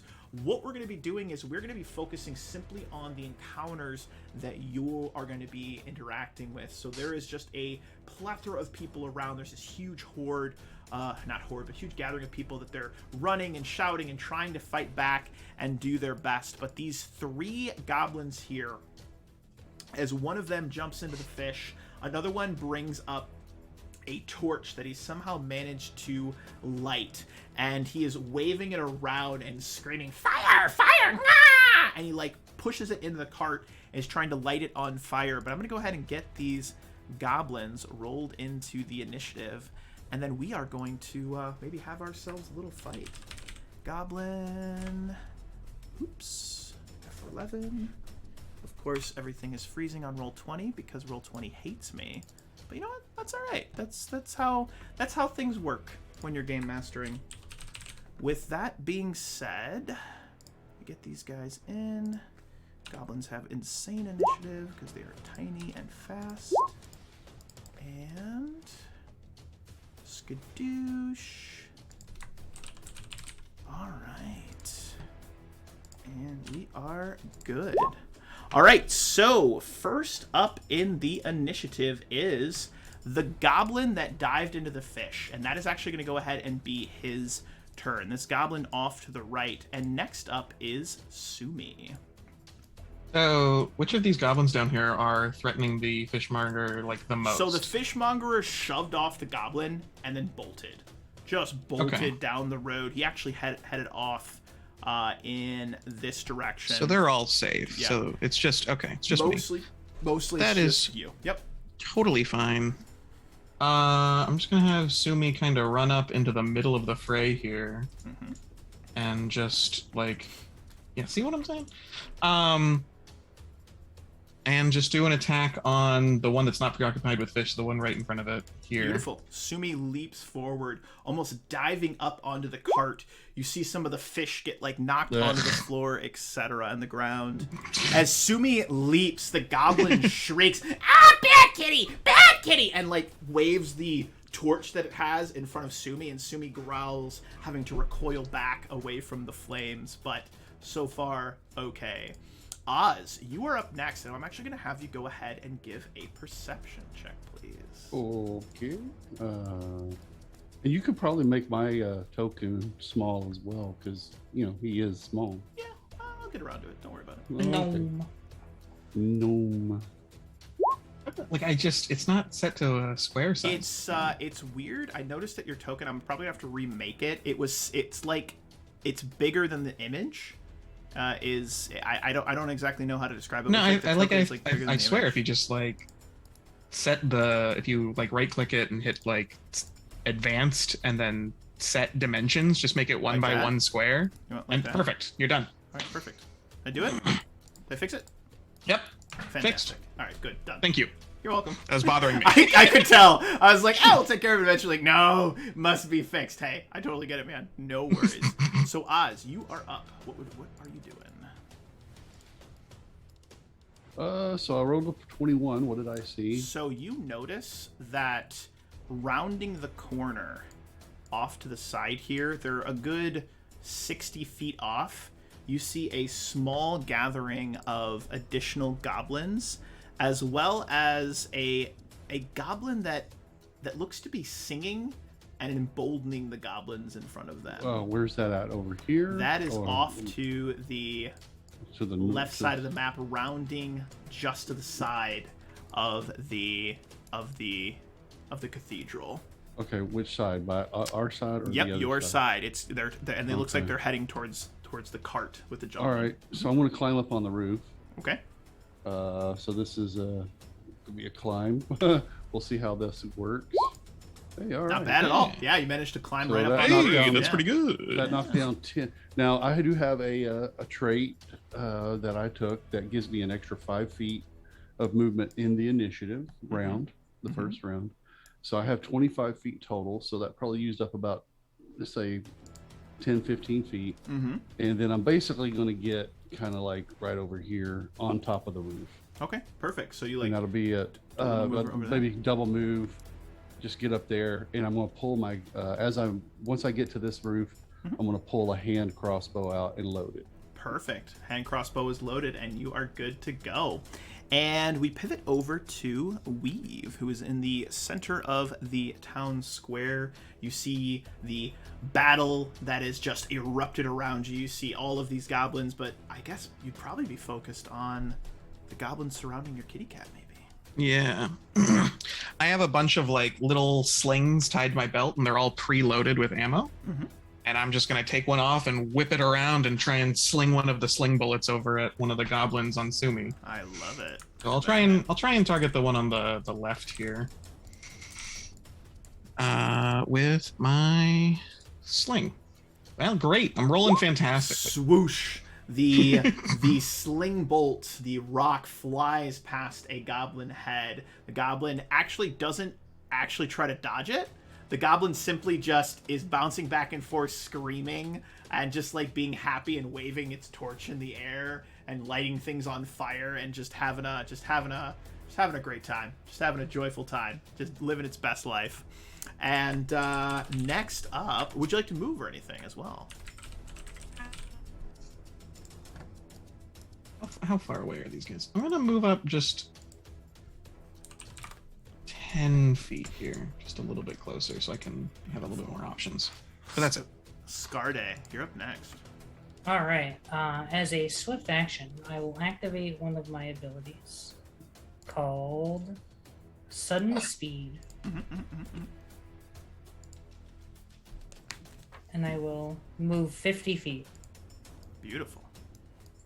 And as I move, I pull out my I pull off that weird weapon off my back and click it, and it unfolds into a scythe. Ooh, a folding scythe. That's pretty bamf. I like that.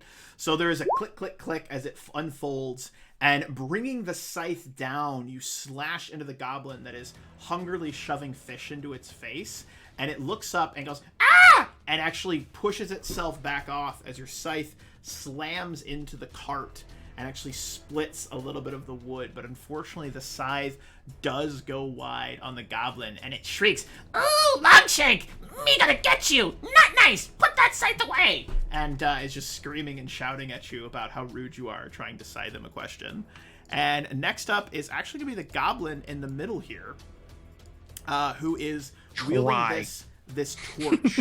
And it takes the torch and actually swings it at Sumi. And let's see if it can hit. That is a 0. That is a nat 1. So the goblin takes the torch, goes to shove it into Sumi, trips, and falls onto the torch and lights himself on fire. It burns us!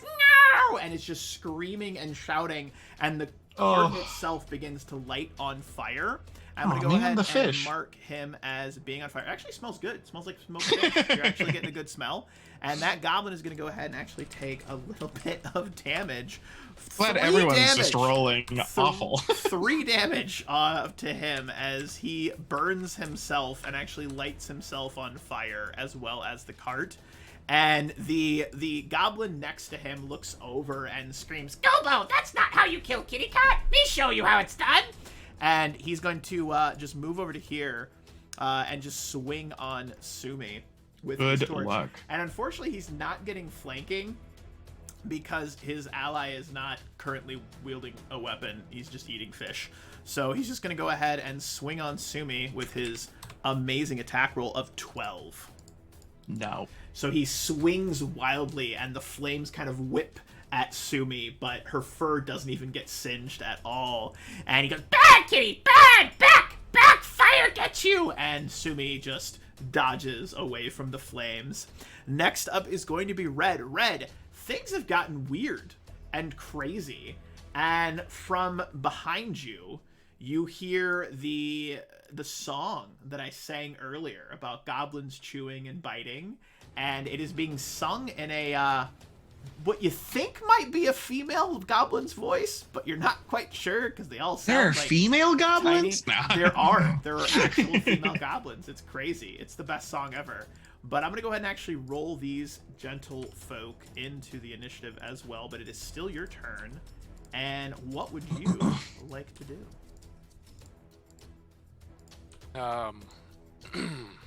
Red. Run away.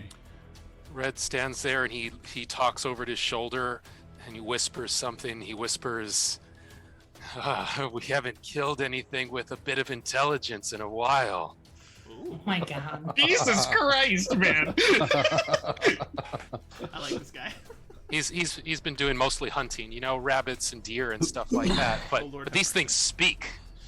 And now let's see if I know my rules right. This guy's gonna be in my party?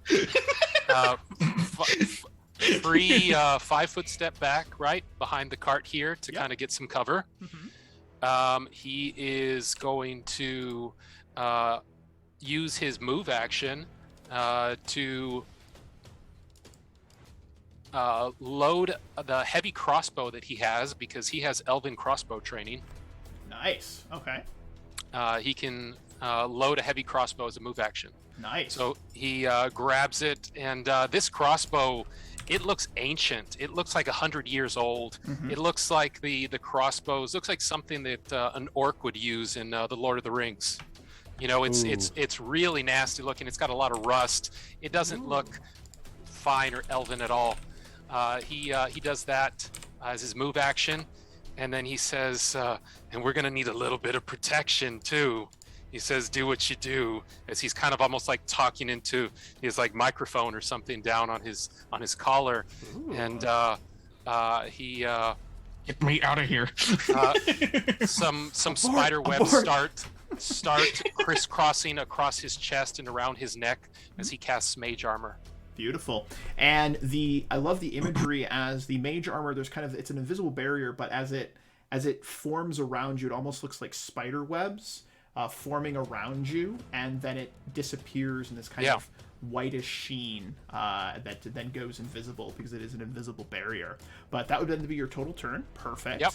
And next up is going to be the goblin that Scarde tried to wound, and it stands up, and as it does so, it takes a torch and scrapes it along the metal bar that is next to, that's kind of like holding part of the cart together, and it ignites in flame. Hey, survival to light a fire. And it's gonna go ahead and swing it into Scarde and attempt to bop him on the head with this torch.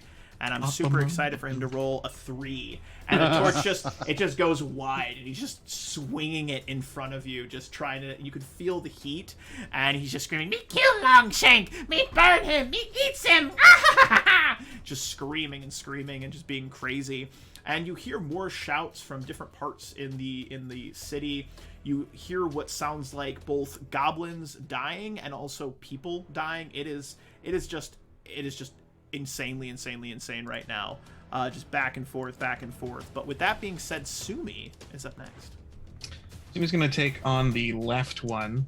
Weave's gonna do like a little hand sign that Sumi somehow picks up, even though she's locked in combat. And Sumi takes on the left one. It seems like she was ordered to do that. And Sumi's gonna rip and tear. Ooh. Please tell me at least the last one hit. Well, the good news is Sumi looks terrifying, and the goblin is like nervous, but Sumi just can't connect. Just 15 doesn't hit the goblin? Cannot find a. Damn. Just cannot find it. Just swipe and swipe and Oh. swipe. And goblin, ow! Oh gosh! Big kitty claws! Bad kitty! Bad! And just is like poking the torch at the cat as it goes back and forth and trying to keep the kitty cat at bay. And doing a decent job of it. That last one looks like it. That last one looks like she was just about to claw its face off, and he brings the torch and almost burns her paw, but she recoils back from it. And next up is the Goblin War Chanter, and you hear goblins race and goblins jump, goblins slash and kill the one with the beard, and it points at Red, and you watch as all the goblins around this war chanter all start to eye Red hungrily, each of them wielding torches, and they look like they want to charge him. But that is actually going to be her turn, and Ozmerdin. It is up. Ozmerdin? Ozzy. Ozmerdin? Old Ozzy. Ozmerdin? That's what Ozmetron. Ozmetron. Sharon! If you're going to call me Osby, I'm going to start using Ozzy Osbourne. voice. Sharon! Can you imagine? Yikes. All right, so I take it these 4 haven't seen me up here. They don't appear to notice you. All right, so would that mean I get a sneaky? You look like a little gargoyle up there. Yeah, probably. All right, so With mold not mold, moss and everything. I'm going to do a 5 foot, and I'm going to take a shot at the chanter with my crossbow. Okay. So sneak attack, we'll hope. And she would be flat-footed. 12. Let's see. 13. 13. 13. Unfortunately, the arrow flies. Looks like it's flying true. And then it kind of ricochets off the hide armor. But thank the sweet Lord. Guess who just did the first channel redeem 1,000 Darewolf points for a +5 to the next attack roll. So it looks like the arrow is about to miss, but it's The only way we can deal damage, the only way anyone can deal damage is if we have a chat member redeem points. Oh my god, did you just spend it? Okay, I'm gonna assume that you meant to give that to the players, not to Darewolf, because that says the next Darewolf roll, and that would be to the bad guys. So we're gonna go ahead and we're gonna assume that that was for the players. So we're gonna go ahead and give this one to the players. Wink, wink. Thank you. But it does So manage to connect into her, and the total damage on that is a 7. So it punctures her just below where you think her heart would be, and she lets out a scream. And then pointing up towards the building, she shrieks, Sneaky green one! Kill that one too! And the goblins all start to rise up and shout and Yeah, good luck. scream. Come and get as me. it were. Come and get me, gobblers. Next up is going to be Weave.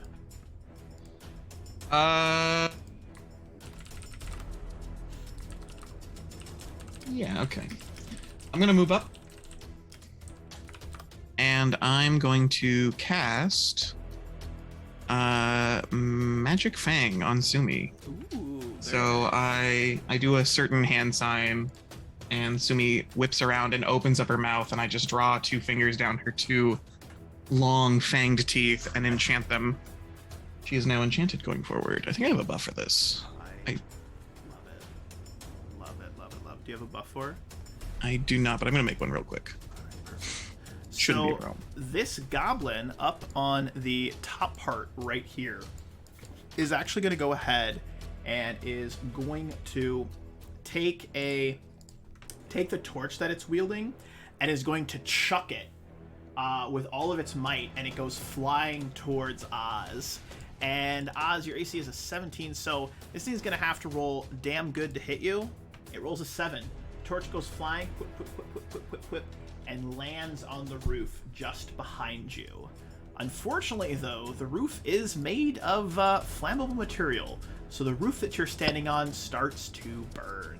Could I do a reflex save to catch it and throw it back down? Yes. Okay, I like it. let's I like see. it reminds that. That's fun. Nope. Nope. Well, You go to Nope. catch it, and actually it was about to fly over the roof, but because you bumped it, it actually Oh, lands on thanks. the roof, and that's why it starts burning. Yeah, that's what happens. Uh, And then that goblin's actually going to take a move action and is going to draw this wicked, jagged-looking dagger that you would recognize as it's called a dog slicer. And these are literally pieces of jagged metal that have been sharpened and filed down, and they are just like bolted onto a stick. And it's goblin dog slicers is what they're called. And as it swings around, it goes, "Ow! You smell worse than mother!" And it just kind of like recoils back from you, actually looking slightly offended by Should the be smell. Should be shaken. And this one is going to then make his move action over to here. And he does actually have to double move because he can't quite get past you on the cart. So he's just going to double move over to there, surrounding you. He's wielding a torch. And then next up is Scarde. I'm gonna look over to Weave. Do you got like an elf look going for you, or are you just... I got the pointed ears sticking out of the hair, and I got a bit of a narrow face. Alright, I'll look to you. Elf, do you think you can handle these? An old man's about to get ripped apart. It can be done. I will provoke an attack of opportunity from this one. This one is going to swing on you with its torch for a 19. That hits me on the dot. Oh, so as you turn, the goblin takes his torch and swings it at your back, and you feel the flames whip up and kind of catch your hair and the nape of your neck, and he is going to deal you a whopping. Does it do normal damage and fire damage? Hold on. 1d2 minus 1 4 damage. damage. It actually deals you 4 points of damage. One of those is fire damage, but he's not bad. And as he whips into you, he is emboldened and he starts to scream, "Me got him! Me got him on fire! Me calls his head! Those I have the good bits!" And is just screaming that he wants to eat you because goblins are horrible creatures. With that being said, this goblin... I have to make my turn. He has to make his turn. No, he doesn't. He doesn't get a turn. He got hit with Yeah. fire. Oh, he got hit. That's Skips right. his turn. No, I'm kidding. Go ahead, take a turn. Alright, I'll move 50 feet, and as I'm doing that, I will do another ability of mine. Ooh. I give my weapon an enhancement bonus for a couple rounds. Nice. That seems similar to something else that happened recently. This guy is going to run forward, and Red, that little earpiece, you start to feel this sensation of worry, and as you look to your left towards your cart, you see a goblin jump into the cart and start lighting its contents on fire. Oh, dude. Oh no! My hair! He starts with the Dude. hair. He starts with the hair. It Well, goes up Fresh hair. so You are fast. so mean. So fast. And down on the bottom here, this gentleman that has drawn his dog slicer looks down at it and goes, "He's made for dogs. Probably work on cat too." And is going to slash at Sumi with his dog slicer. And as he does so, we're going to go ahead and roll this attack. I bragged about having 21. gold left over. Oh my god. That Elrath. actually hits Oh my Sumi. god, that's terrible. That's terrible. All right, so Fine. that's going to be a whopping 1d4 plus 1 damage. Oh my Mm. god. That is horrific. Sumi takes 2 damage as it Oh, cuts man. into Sumi's side, and the goblin brings it Oh. back and gives a long smell of his bloody blade and goes, edible, and then like doubles down on. Forgot to mention that Sumi has like a little hide shirt. Like she's got a little bit of clothing and a little bit of like she has like little packs for carrying stuff. The one next to Sumi is now getting that sweet flanking bonus, and is going to go ahead and roll on Sumi with its Go torch. for it. Oh boy, 9. Nope. 9 hits, right? That's not a hit. No, that's terrible. No, not on Sumi. And next up is Red, who has some new friends up in the corner here. All right.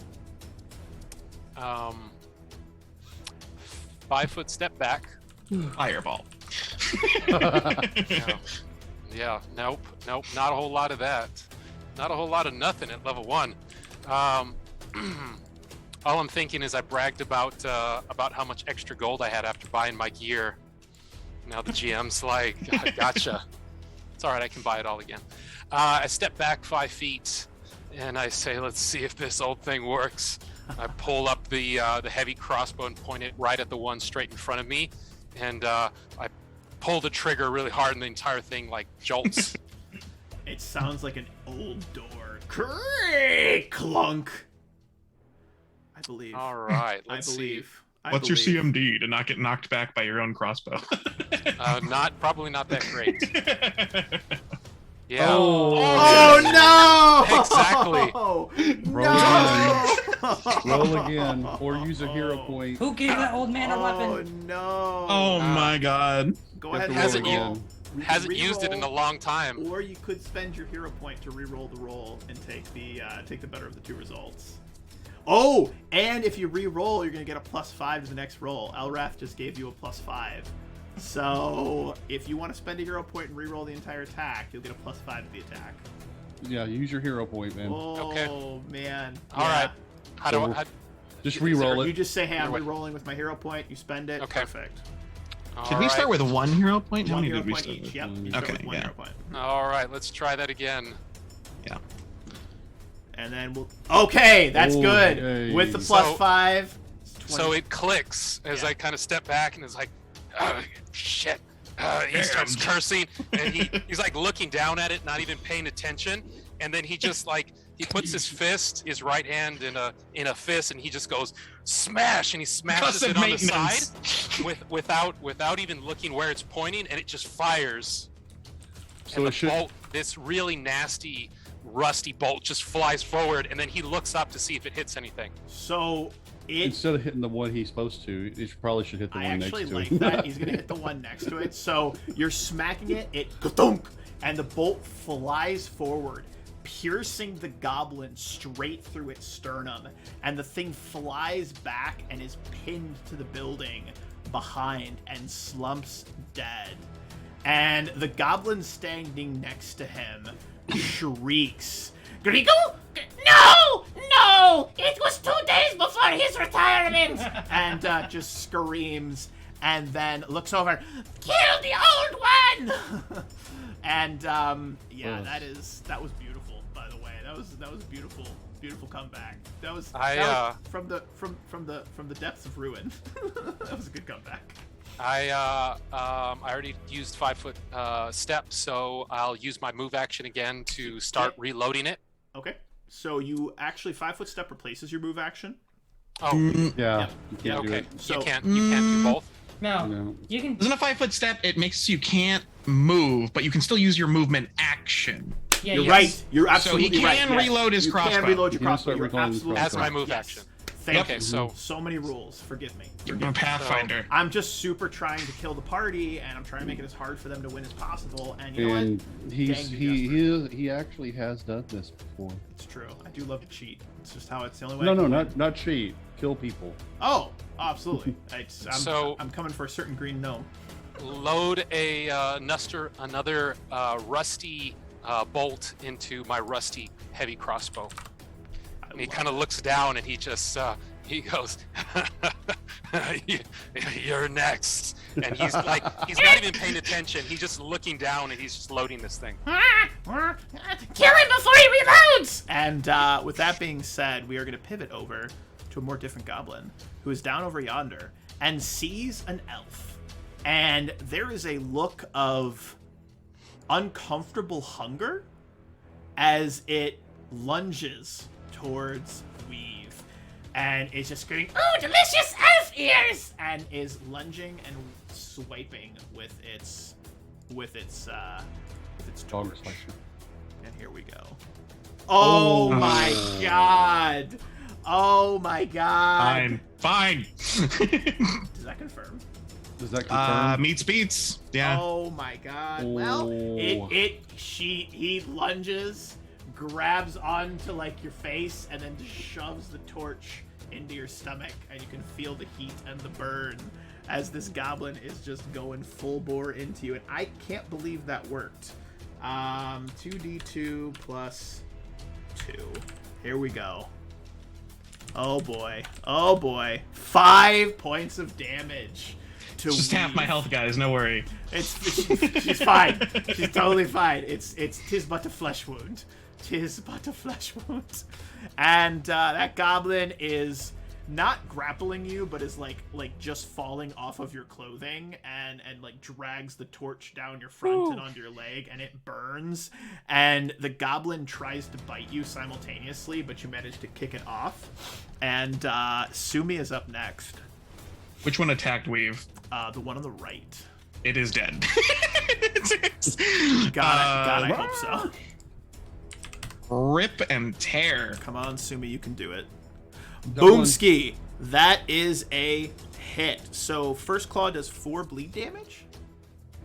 Or how does that work? Yes. So I have it written down there. Basically, every turn, it's just going to keep taking 4 bleed damage. Perfect. So Sumi whips around, seeing this goblin fall off, burning into Weave. Weave, you manage to shove the goblin off, and as the goblin shoves off, Sumi is already there, swiping at the back of its head, drawing deep slashes across that pumpkin-shaped head, or that watermelon-shaped head, and the goblin shrieks as blood begins to rush down its backside, and it does not look very healthy. Up back to the top with the with Ozmerdin and Ozmerdin. I got it. There's Merding. The Goblin War Chanter is actually going to run up and draws a whip from her side and whips it up at the ledge, trying to wrap it around your ankle and actually pull you down next to her. And I'm going to go ahead and roll at a quick attack roll with her, and we're going to see if she can manage to connect with you. Hungry like their A wolf. 9. Nope. That hits, right? Nope. Gnomes don't have very good AC, right? I've got really great AC. Well, it whips up, and you hear the crack of the whip, and she pulls it back, coiling it up and getting ready to whip it back at you again. And she screams up at you, "Me's gonna get you! Me's gonna eat you! Me's gonna eat you so good!" And Oz, it's your turn to respond to that. All right, I'm going to reach over and grab the torch if it's within reach. If It not, is. I will grab the torch and I will throw it at the gob on the ground. I love it. Go So this for is it. just a ranged attack. Nope. The torch flies to the ground, landing on the square next to the Goblin War Chanter. She looks over at it and chuckles at you in the most arrogant and condescending chuckle you've ever heard. Just Then I'll just move along the beautiful. Weave, you're up next. You're not feeling great. I'm not feeling great. I'll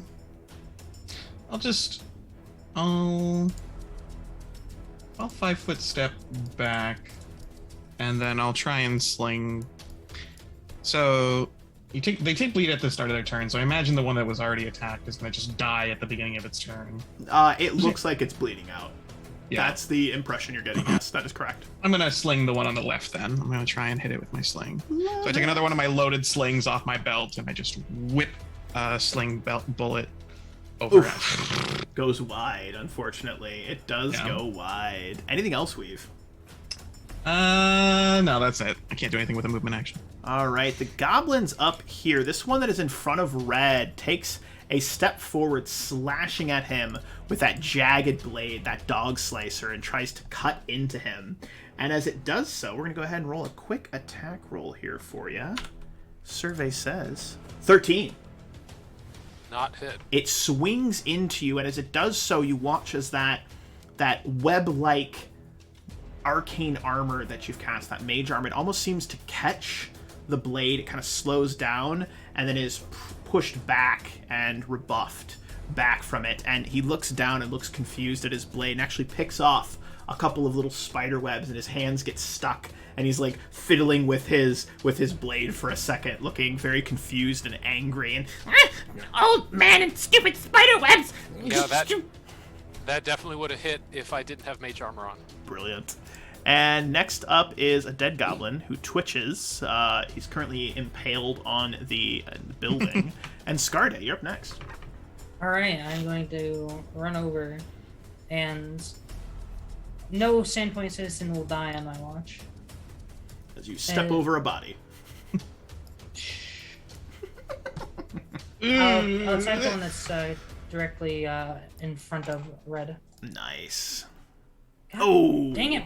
You swing, and the creature is playing with it and actually drops the blade, leans down to pick it up, and your blade just goes right over where his head was. But unfortunately, it does go wide. And next up is the goblin. That goblin simply takes his torch and continues to light more things on the cart on fire. And the cart is starting to smolder quite aggressively, unfortunately. But with that being said, this goblin down yonder is going to combustible is hair double tonic. dime. It burns pretty quickly. This one's gonna swing at the kitty cat for a 17. Does not hit. It swings, but Sumi is able to just quickly dodge the side. The blade kind of just scrapes off the armor that she is wearing. And the goblin to her... Is this the one on fire, or...? That is the one that's currently on fire. Yes. Okay. And you know what actually happens to that one? He is completely engulfed in flame and drops to the ground dead. The one next to Sube is also going to go ahead and take a quick attack on her with its goblin blade and also rolls a 17. And unfortunately misses. And that's including everything. That is including all of its bonuses. Wow. With that being said, Red, you are up next. Rolled the exact same thing both times. All right. 5-foot step back. Mm-hmm. And choices. No, let's do it. Let's fire this heavy crossbow at him. All right. I really hope this kills it. That would just be so amazing. It's capable. He pulls it back up and he says, "All right, let's give this one another go." He kind of going back and forth if Scarde is looking at him or even gets a glance at him, he can tell this guy has no idea what he's doing with this weapon. It's really bad. His aim is all over the place, and he goes, "All right, now!" He yells out loud, almost like he's trying to coax it into firing. And let's see if it works. I like it. Oh. So he's wavering back and forth with it, and there's that creak, and as he pulls back on the trigger, that's like a large handle, and you click it down, the firing of the crossbow actually hits him back. It's almost like you get pushed back. And Oz, you watch as right in front of you a massive rusty bolt clang right into the square that you're about to step into, and actually pierces through the roof of the building, creating a small little hole.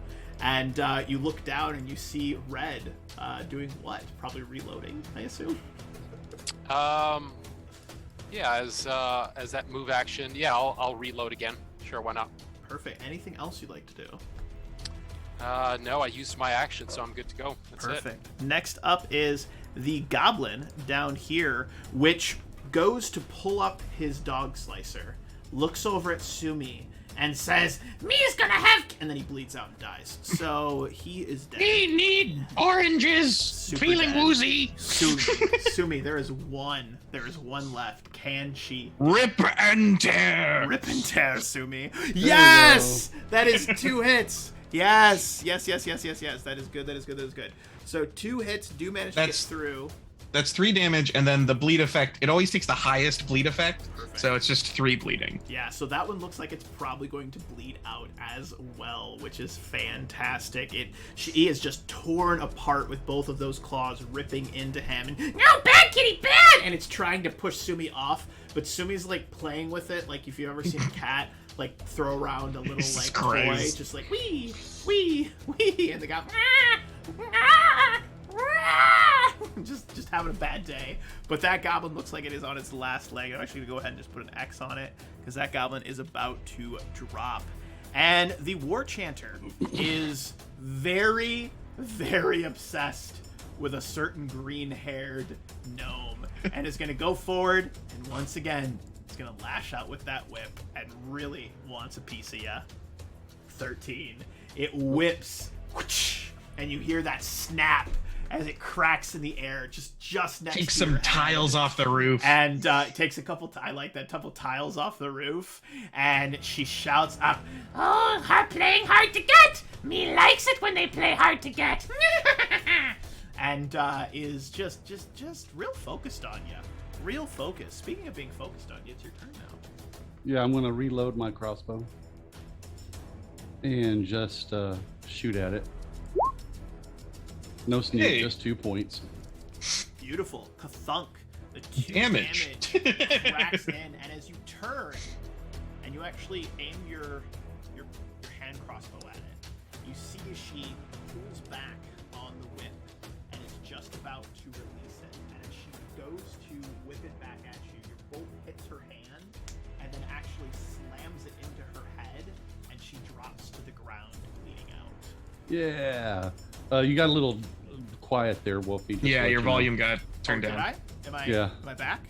Now you're back. Yeah, Still you're quiet? okay now. Am I good Now now? you're better. Now you're better. I can turn it up a little bit. Is that better, Yay. better or worse? That's better. All right, You're cool. fine. All right, guys, I All got right. you. So then, since the torch was right here, maybe she's going to start to catch on fire. Oh, she does. She's And very then on fire. I'll 5-foot step over this way, and that's it. Beautiful. Very nice. Very nice. And next up is Weave. I'll I'll just move up, and I will cast my only other spell. Cure Light Wounds on myself. Get back up to full. Nice. Solid roll. Yeah, honestly. My hand is cloaked in like a bit of green energy, and I place it on my burns, and like leaves kind of spill out and cover the wound. And then after I take my hand away, the leaves fall away, and I'm all patched up and healed. I love that. Beautiful imagery, my man. Beautiful imagery. Back up to Very, very nice. Anything else you'd like to do?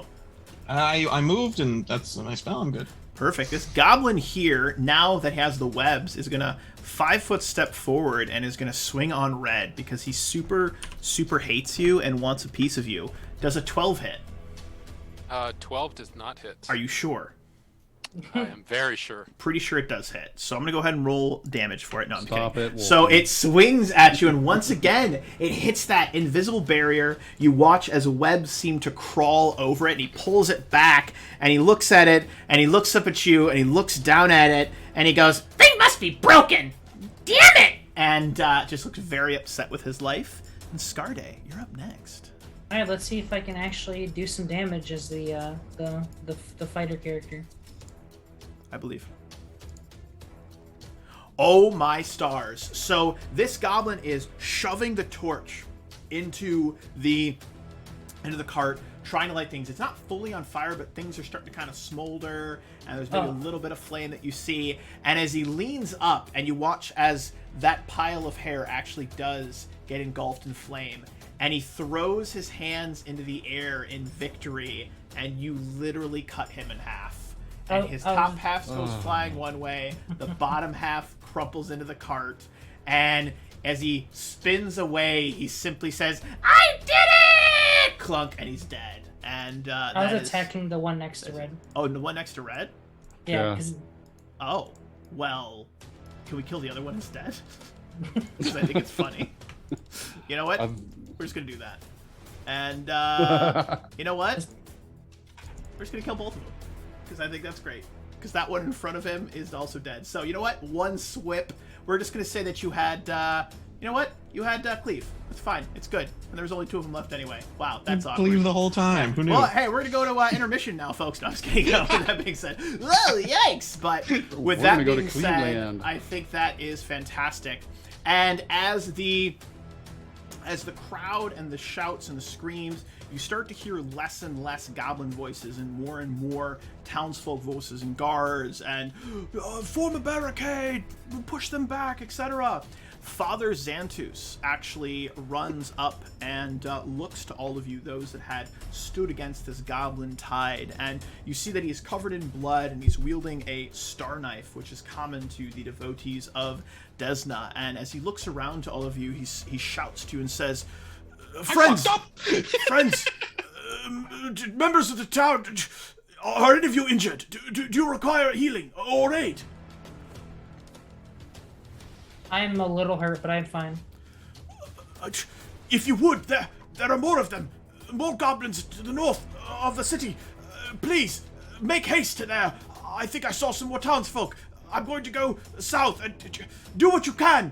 Thank you. And he runs off in the other direction, but simply has given you this ask if you would head north and ensure that the northern gate has been secured. I'm going to go over to the chanter and try to pull those bolts out. You are able to do so without Yay. problem. And then I'm going to take my dagger out and I'm going to chop its ears off. Oh my lord, that is aggressive. Well, Are we out of initiative right now? You are currently There's out of no initiative for the combatants, time. yeah. That is correct. Yep. Red walks right here and stands and looks at the cart burning, and he says, "I do enjoy a good fire." And as he says fire, the hair oil catches. more things start catching on fire in the cart as he casts spark. Oh, she's gonna let the cart burn. So as that is happening, it's just a verbal. And he just watches it with this. If Scarde looks at him, he just watches him with this weird grin on his face as he's just watching everything in it burn. Mate, don't burn anything else down. Oh, you don't know that I'm burning anything. It's just everything in the cart is burning. So as that is going on, Weave, if you remember earlier, that little girl that was petting Sume, you see her come running from the north side, actually up north towards the northern gate of Sandpoint, and you see she has tears in her eyes, and she's shouting, "Help! Help! Help! They have my father! They have my papa! Please help! We need help! We need help!" And she's shouting and screaming for someone to help, and you actually see that on the front of her dress is just a little bit of blood. It doesn't appear to be from her, but there's just a little spot of blood, and you can see she's got maybe like a bruise on her face, and she's just running towards you all, not really towards you, but just towards anyone that is willing to listen. And she's shouting, the goblins, they have my papa, they have my papa. I do a hand gesture to Sumi, and I would like her to recover my two spent bullets, and then come to me if they're recoverable. Are they recoverable? Absolutely. Okay. I'll have that happen, and while that's happening, while Sumi's collecting that, I'm gonna go up to the girl and be like, "Which way? Which way is your father?" She points towards the north gate, and the northern gate is only about a football field away, about 300 feet. Towards the gate, you see several goblin like silhouettes up there, and you also see a number of what look to be maybe dogs and then you see 2 or 3 what look to be humans embattled with these goblins. And I'm they're racing off pushing that back way. forth. I'm not very fast. Sumi will catch up. Yeah, you I'll see, be right next to you. You see the little child-shaped, green-haired, just trotting as fast as his little legs will go. Either And way. Red, as you are bunch of watching the cart burn, that little spider in your collar, you actually feel this kind of little scratch from one of its legs on your neck, and you are getting this pull and this feeling, this sensation of like you should follow these people that are heading off. So Red purposely doesn't go and pick up his bolts because he doesn't want them anymore. Just saying that because everybody else went to go grab their bolts. I don't want my bolts. I'm down 2 bolts. They're rusty. He says, "You're right. You're always right." And he starts. He leaves his cart and all this stuff in there. He says, "Hopefully not all of it burns." And he grabs his walking stick and the heavy crossbow and kind of hurries along towards the rest of these people. Perfect. And as the 4 of you, not all quite together, but as the 4 of you begin to rush off as quickly as you can, perhaps walking, perhaps running, perhaps galloping, as cats are wanting to do. But as you all head off, that is actually where we're going to take a quick 5 to 10 minute break. So we're going to do a quick intermission, and then we're going to pick back up as you all emerge in the north side of the city next to the northern gate. But all of our viewers, thank you very much for stopping in. Stick around. We will be back in about 5 to 10 minutes. So stick around for part 2 of session 1 of Rise of the Runelords. And if you all give me a quick moment, because I'm just super professional streamer, let me just go ahead and get the intermission over here. Let me just transition, and then I'm going to mute it. Awkward.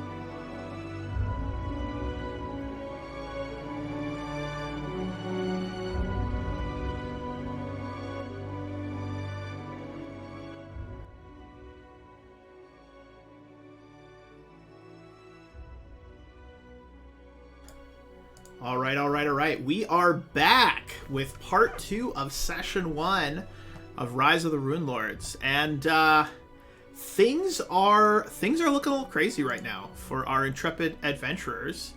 And as you rush forward down the main road that leads into from the northern side, this northernmost gate, the North Gate, which is really the only stone and brick gate. It's like at one point they were thinking of building like a palisade around the town, but they never actually finished it.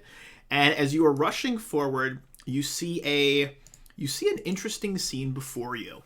Surrounded by 3 guard dogs is the gentleman that you met earlier, this Alderin Foxglove, and he is cowering behind this tower as these 3 dogs are engaged in combat with 3 goblins, a weird rat-like goblinoid-looking creature that's kind of like, it looks like a dog, but it's not, but it's also kind of a rat. It's a little weird, and it's just kind of like yipping and barking and almost hissing. And then there's a significantly better equipped looking goblin that is giving orders to the other ones, and he's shouting.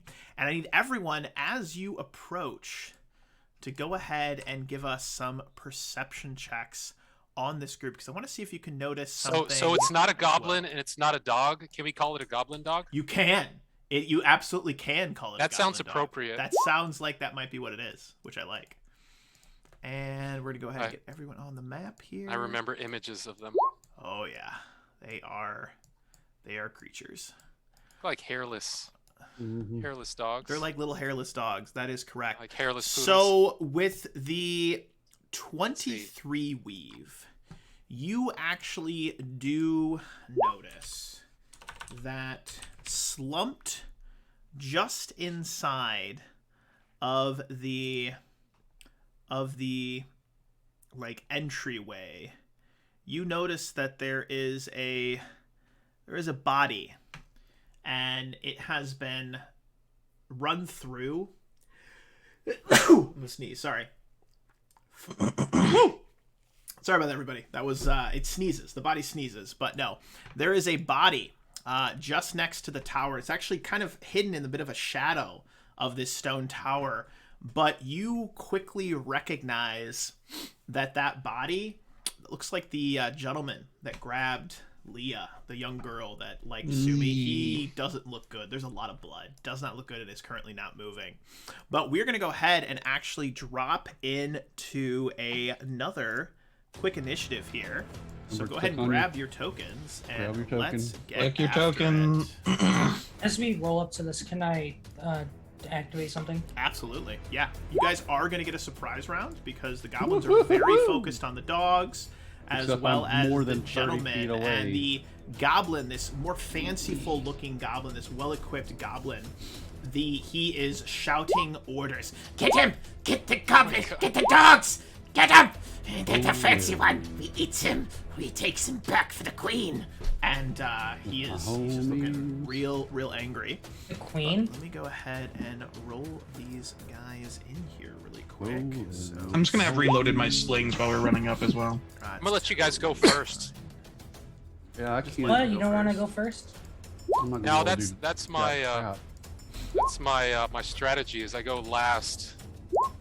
and then can respond to the to what's going on. No, I'm just hoping that they take care of everything before it's I have to act. So you guys are going to get a surprise round as you're rushing up, and again, these creatures are very focused on their current prey before them.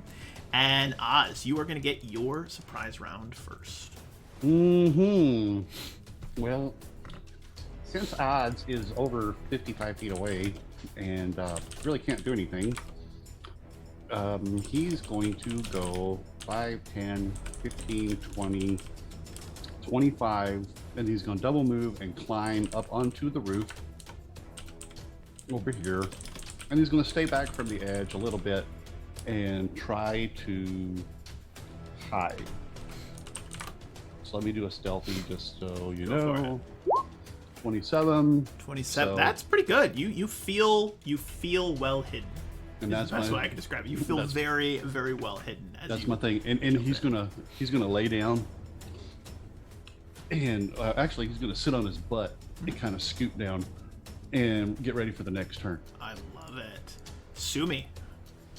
Weave is going to do a little hand sign, and Sumi knows to go and try and get into a flanking position, as well as try and protect the body here. So Sumi's going to move up, avoiding any sightline, and get behind him.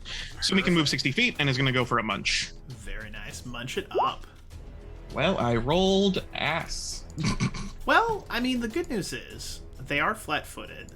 The don't bad think news a 10 is hit. a 10 does not hit. So Sumi munches down at the goblin. The goblin shrieks and jumps to the side, screaming, "Kitty! Kitty, no! Bad kitty!" And the next one is Weave, your surprise round. Only move 20 feet. Yeah. I'm just gonna move up here, and I'll try and sling the closest one. So move or a standard during the surprise round. Yeah, you can only do one or the other. Oh, okay. Then. Oh, wait a minute. Then I moved way too far. Then.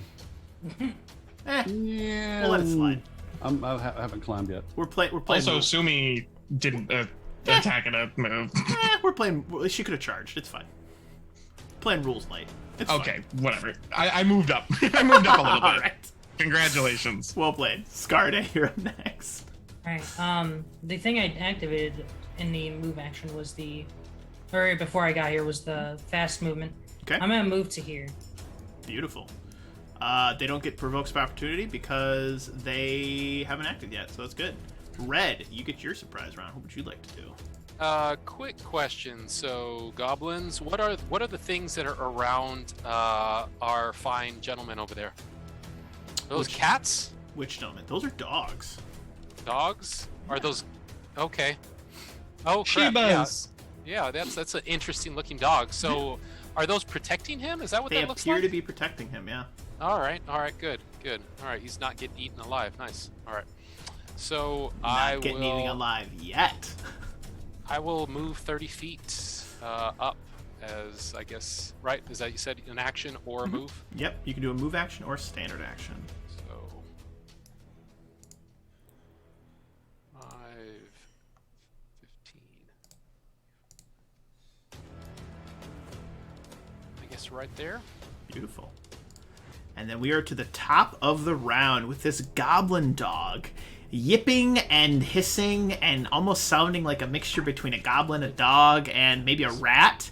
It's just going to move up and it's going to attempt to take a bite out of Scarde, and it tries to chomp down on you for a whopping 15, which is a miss. Nope. It connects with your armor, and its nasty, toothy little maw just can't seem to get through the armor that you're wearing. And as it bites down, though, you smell that its mouth, it smells of decay and rot, and you think you see like a fly out of its mouth. It's very diseased. You probably don't want it to connect with you.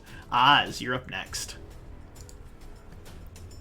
Since I tried to cheat in the surprise round and was basically told, no, I can't cheat, I'm going to go right to here, and hopefully my stealth roll will kind of still be going on. Maybe? Okay. So I want to target this one because I don't want to take the -4. I like it. For that one. And yeah, we're going to shoot it. It's right at the edge of my range. Have at it. And Ozmerdin's like, I've never felt so alive Jesus. in my life. This is so awesome. Murder hobos.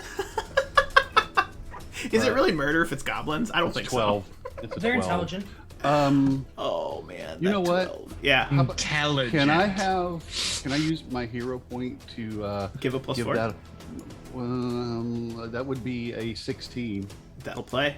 Okay. So I'm gonna use my hero Ozmerdin, you sit down, you ready yourself, you fire the crossbow, As the little hand crossbow bolt flies forward, the goblin turns and it takes him in the neck, and he grabs onto it and then just slumps over, bleeding out from that massive 8 points of damage. And you have nixed one of the goblins. Well played. And the goblin that is to its left looks over and screams, "Grab, grab! No! Also so close to retirement!" And just screams. And as he does so, he looks over and tries to see where the bolt came from, but can't seem to find it. So he's simply just going to charge the elf, because she's right there.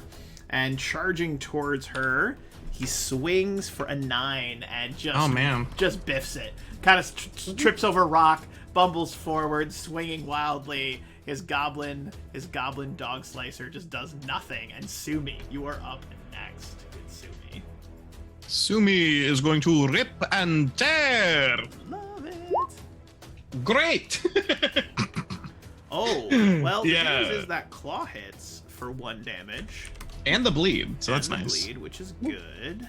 Bleed's honestly better than the actual damage. Yep, and the 5. So go ahead and re-roll the attack. Let's see if that bite confirms. I'll just roll one of these. Oh, great, cool. So as Sumi goes to chomp down Can't break the weapon. on him, the goblin actually manages to kind of flick its blade up and catch her. So she's actually going to take 1 point of damage as he kind of like flicks into her. So she takes just a little bit of damage, and but does manage to get that claw in. The I'm fine with that, starts man. Bleeding Getting that super bleed out is aggressively. so nice. Oh, that's brilliant. Next up is the dead goblin who can't do anything, and Weave. You got a friend. He tripped a little bit. He looks embarrassed. If you tell anyone about this, I'll kill you! I'm rolling so bad. Oh man, you go to bonk him and he just steps to the side and looks over at you, looks down at his blade. We're both not very good at this, are we? Oh, And Goblin called you out. And this goblin bleeds out for 4 and is just gonna throw himself wildly at Sumi. And he swings down on Sumi with a 5. That's a crit. That's a confirmed crit. He's dead. Just whiffs it, completely whiffs it, and it goes wide. And next up is this goblin commando who looks at Scarde and is actually going to pivot to right here, and is then going to take a swing. And this goblin is actually wielding a little bit of a different weapon. It's a long blade. Instead of a short blade with that hunk of metal, this one's a long stick with a hunk of metal. And he looks to you, and he looks at his blade, and he says, Made for chopping horses. Probably work on longshanks, too. and he's going to swing down at you with this long, wicked-looking horse chopper blade. And as he does so, I'm going to go ahead and roll this quick attack here. Oh! Possible crit! Possible crit! Do you have a backup character? No. Oh boy. Well, let's see what happens here. Please don't confirm. 12 does not confirm. Thank God. So it swings down, and you see your life flash before your eyes as it looks like it's about to connect with your skull. I do have an ability. As an immediate action, I'm going to exert my mental energy into making a small force field. Ooh. I negate 2 damage. Okay, that's good. That's good. Because this would have been real ugly. So this is a whopping 8 points of damage. So you only take 6. But damn, that would have been 16 damage. That would have been rough. That would have been a rough way to go. Gotta love taking out first level characters. Next up is Scarde. You are bleeding, but your head didn't get chopped in half. So you're alive, which is good. I'm not mechanically bleeding, right? Actually bleeding. You're just for a Mentally. fact, you gotta bleed. Mentally bleeding. Actually bleeding is debilitating. I'll spend a hero point to make it an 18. You want to make that an 18? So you swing into this creature, connecting with his side, and you feel like you're about to rip him in half, similar to those other 2 goblins you did back in the town square. But he grabs onto the wooden part and actually shoves it off and is still standing. It is a shock. shock that this goblin is still standing. He grabs onto the wound on his side and looks up to you, and he growls at you, snarling.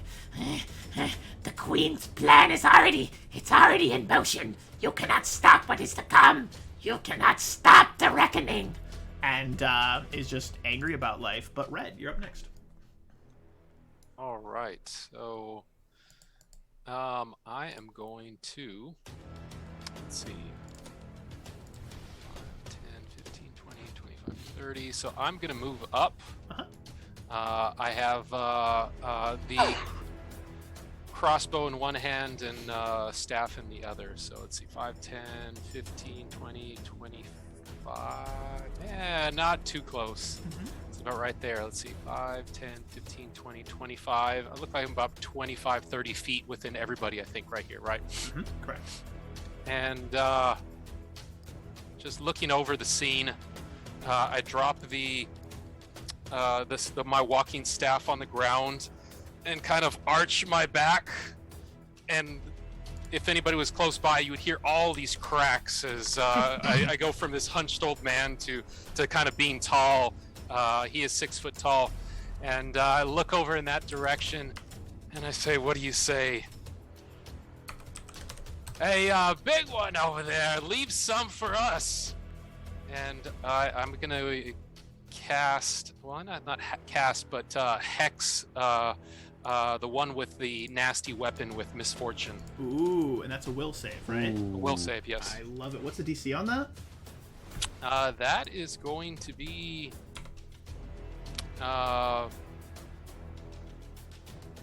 should be 10 plus 14. your half your caster level, minimum of 1, Yep. plus your casting. So minimum stat. 1. I believe so it's a that would minimum be- of 1. I believe. Am I? All right. Not for that. No, not for that. No, I'm sorry. No, it's just half your caster level. So it would be a So 14. right now it'd be 0, so 14. 14. Okay, perfect. So will save 14. Oh no! Nice. This goblin manages to shake it off. Unfortunately, he manages to shake it off. Misfortune, I think if you save it, only goes at 1 round, right? I think it does 1 round. Was that what the text says? Yeah, It's been a hot it's 1 second. round. So he is No. misfortune for 1 round then? No, the effects at rolls must make, well, whether or not the save is successful, a creature cannot be the target again. Okay, so so no, he he's, saves he's, and he resists against the misfortune, Okay. unfortunately. Yeah. No pun intended. But I mean, misfortunately, he misfortunately missed. Ah, it's terrible. It's so terrible. Sorry, Scarde, you were a good man. There is this whip of kind of like web-like like frills that kind of start to like wrap around the creature's weapon, the goblin's weapon, and then they all just fade away in a moment. And the goblin looks around and goes, Nyah! Sorcery! Nyah! Sorcery! and just looks very, very confused and actually a little bit off-kiltered. But the goblin dog is then going to try and attack Scarde again. And it rolls a 12, so it can't do jack rabbity to you. Absolutely nothing. I thought it was a dog, not a jackrabbit. It's a little mixture of everything. It has rabbit legs, and it's like hopping around and yipping and screeching at you. It's weird. Oz, you're up next.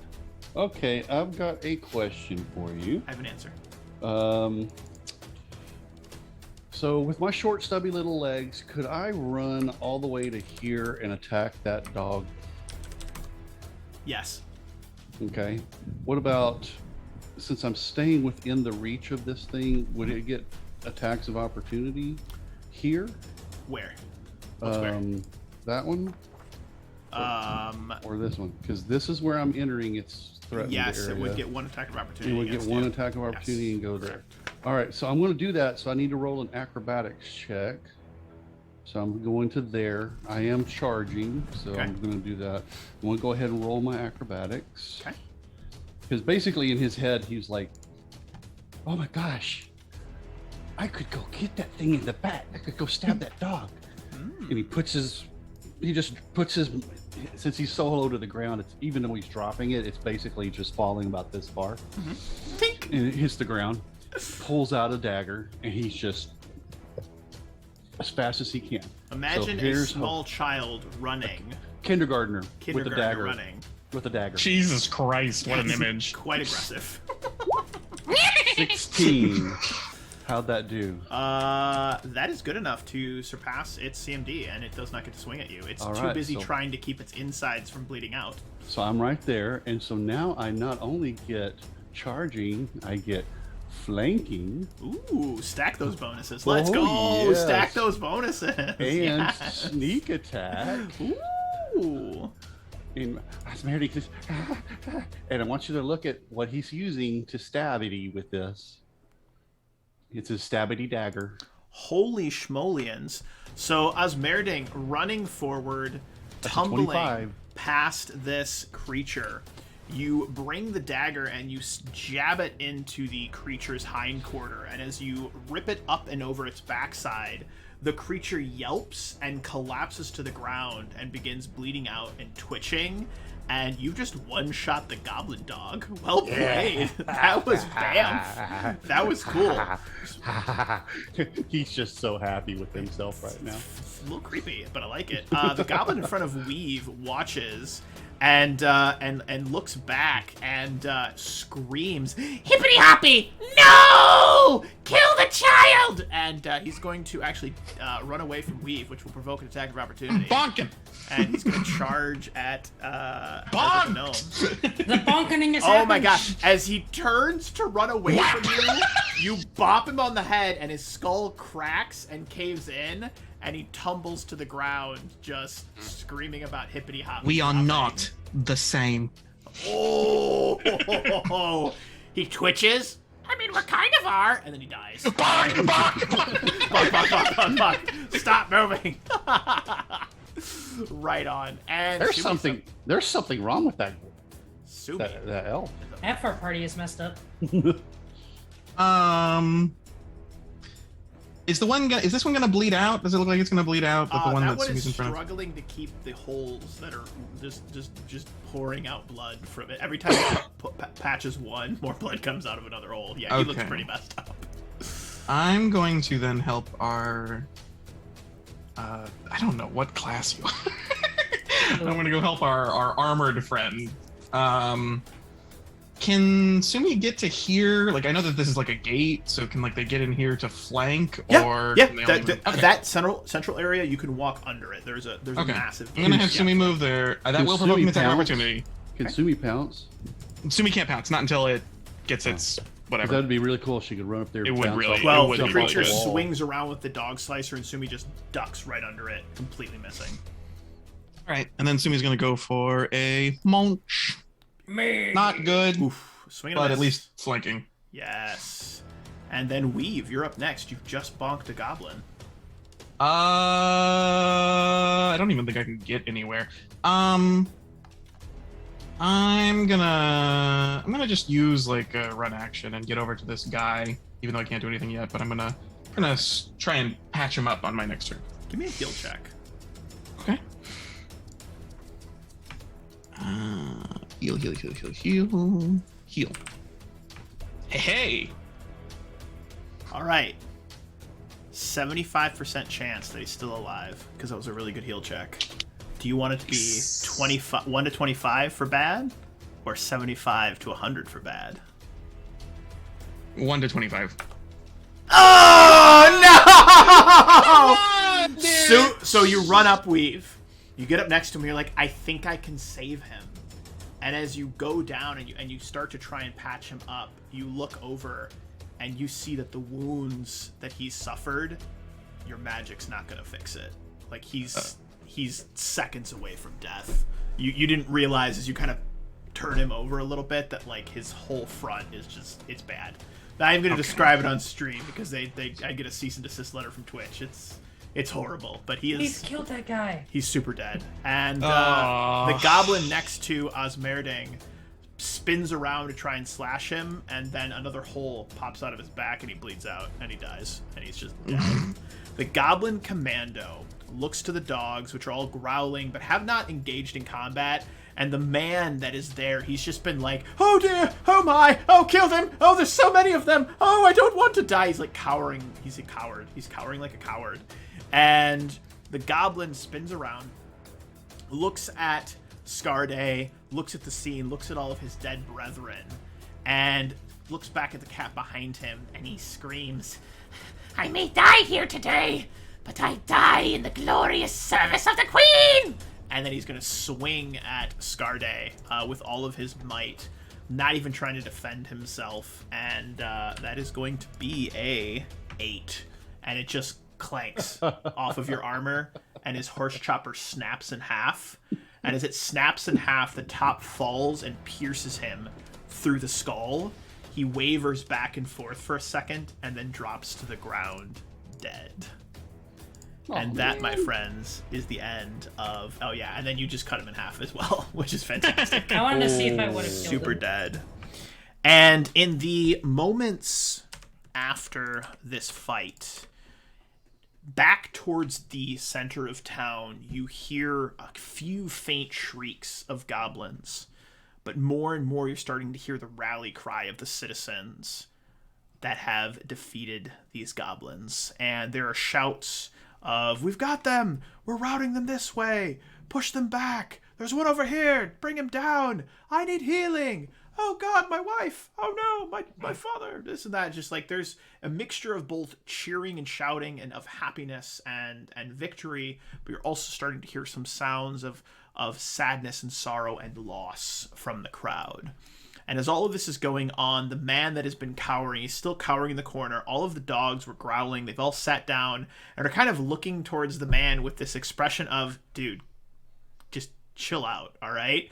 And the dogs look a little annoyed with him, but he finally realizes that all of the goblins are dead, and standing up, kind of brushes himself off, and he says, "Oh my friends, you've saved my life! You are truly heroes of the city! You are heroes of Sandpoint! I owe my life to you! A great debt of gratitude! Thank you!" And he moves to Scarde. And he goes to, like, kiss him on the cheek. And he looks down, he says, oh, and even you, little one, you saved me as well. And he goes to ruffle your hair. And I'm bending down to cut the ears off that Goblin Commando while he's and as doing he it. goes to ruffle your hair, he recoils back. "Oh, how strange and And I turn around. Okay. I turn around and go, "You need to learn how to fight." "Oh, well, perhaps. But with that big... You have rescued me, and you, good sir... You, the man that sold me that delightful vial." And as he goes to pat his lapel, the little pocket, you actually all smell this beautiful lavender and flowery aroma. And as he pats it, he looks down and you see there's a little dampness. He goes, "Oh, well, there was at least one loss today. Good sir, do you have any extras of that beautiful aromaed vial?" In the that you sold me distance, the before? fire gets to the hair oil. There's a tiny explosion in the background. Fireballs going up into into the golf table game. Yeah, I like that. But he looks over. I speak up and I say, "I lost everything in the battle." I look at him and being a little bit suspicious before and not doing what I was going to do, and kind of didn't have the moment since the combat ensued. But I'm going to look him up and down curiously, and I kind of grab my chin, and I'm going to cast Detect Magic on him. Okay. In his general direction. Beautiful. As your spell Cast in your general direction. As your spell activates and you look over at the man, you see that this like aura of like very, very light transmutation. Very light transmutation. It's a very weak aura, and it glows as kind of greenish aura around him. It could be simply a, alter self spell. It could be maybe a buff to con or something. It could be any one of those spells. If you'd like to roll a spellcraft check, you can actually go ahead and identify what spell is currently active on him. Okay. Skills, spellcraft. Competence. Okay, 15. And that, unfortunately, is not enough to recognize the spell. Is it what is? Is it a magic item? It is not. It appears to be an active spell on him. Okay. Just being a bit suspicious of him when he was acting kind of funny earlier. Mm-hmm. I'm like, I can whip up another one of those perfume bottles again, if it'll help you out. Oh, I would be highly delighted and grateful for it. And also, all of you, I wish to invite you on a hunt. I must thank you. I must thank you for rescuing me. I must give you some sort of appreciation. Let me do this. At the very least, let me pay for a week's stay at one of the local inns. That way you can rest in town and recover from the fight that happened. And he just starts to blither and just go on and on about this.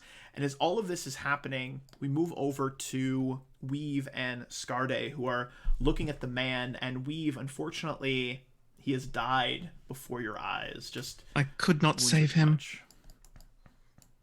We have to notify his family. Did he have a wife? I don't know. I think he had a child, though I'm not entirely certain of their relation. It was that little girl that called us out here. Wolf, do we know if he has a wife? The man is not a local, as far as you can tell. He was likely just a visitor here in town.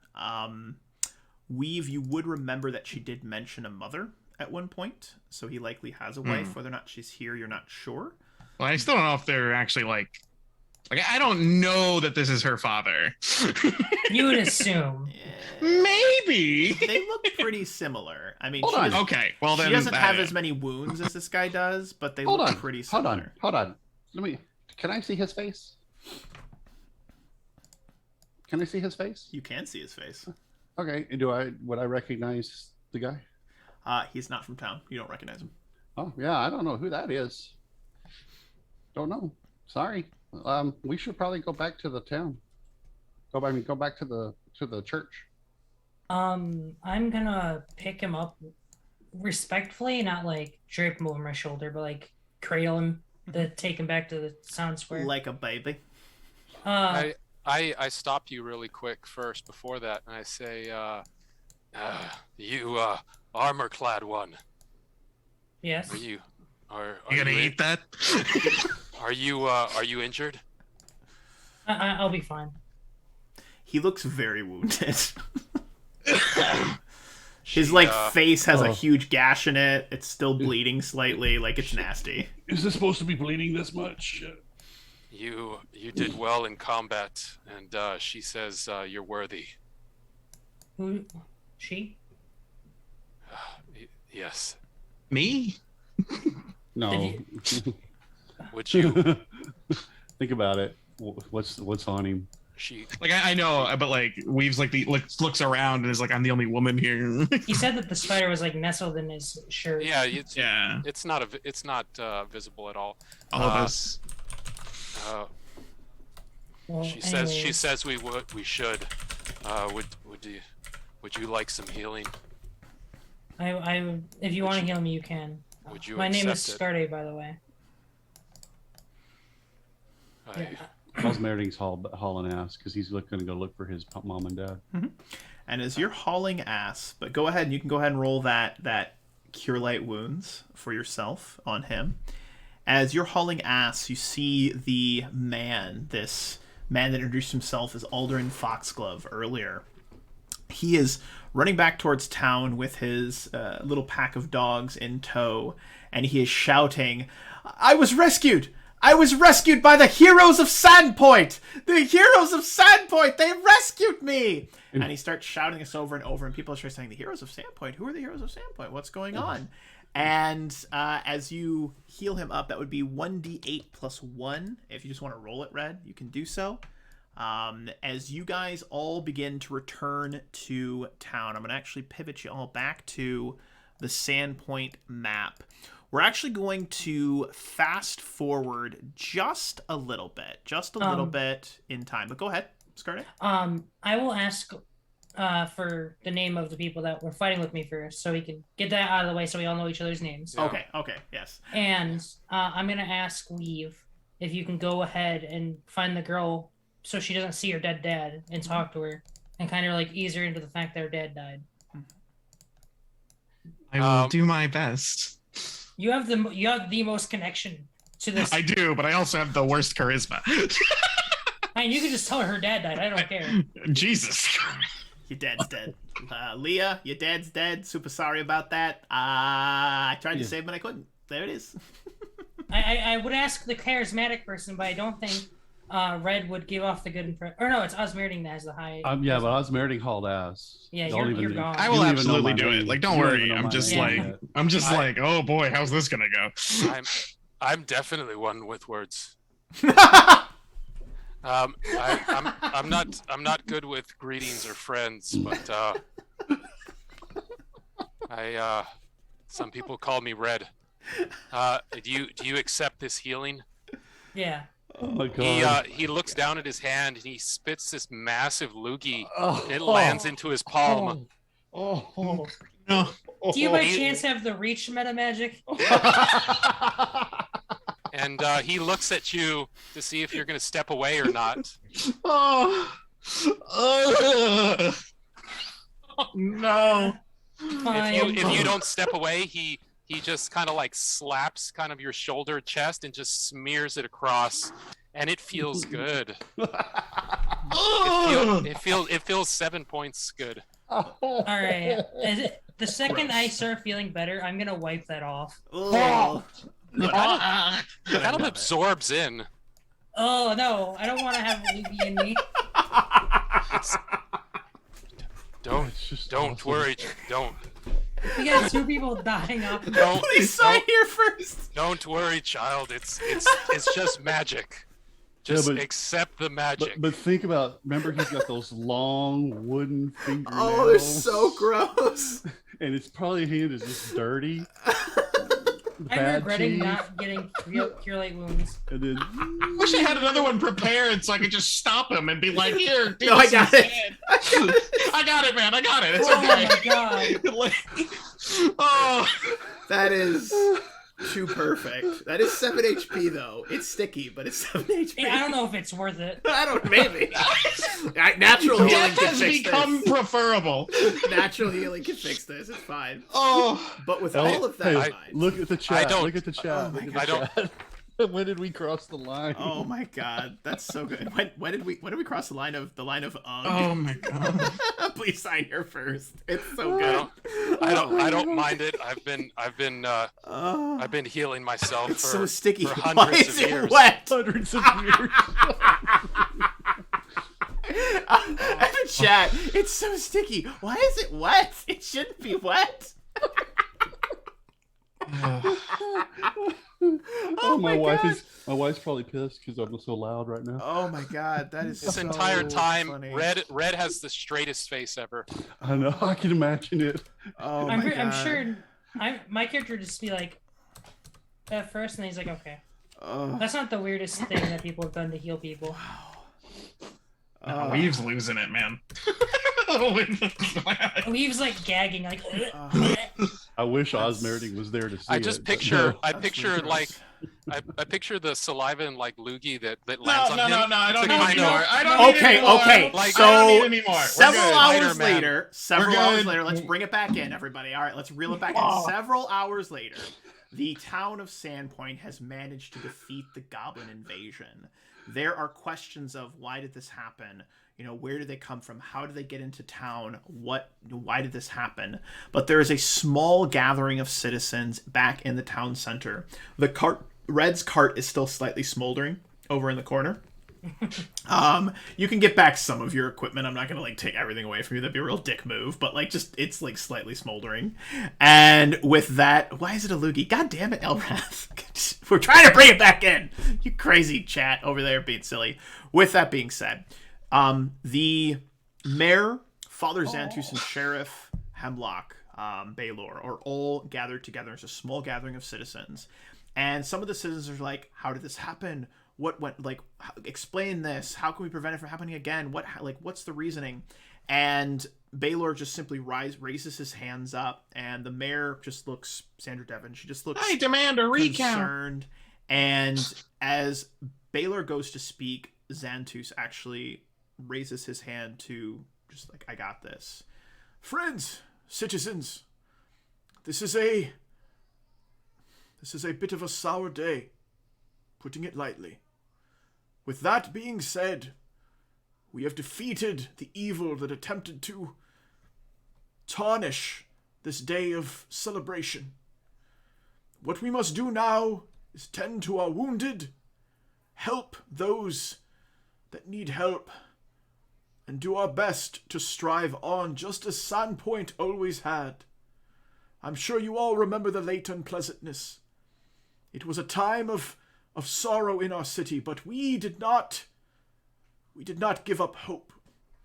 And even though we have lost loved ones and property has been damaged, we strive on and we live.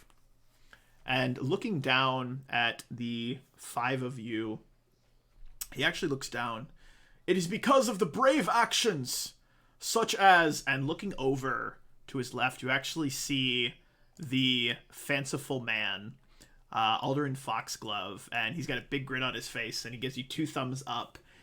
Father Xantus gestures to the 5 of you. He says, if not for actions such as those of the heroes of Sandpoint, our town would have fallen, but it's because of heroes like these that we will always survive, and we shall never be defeated.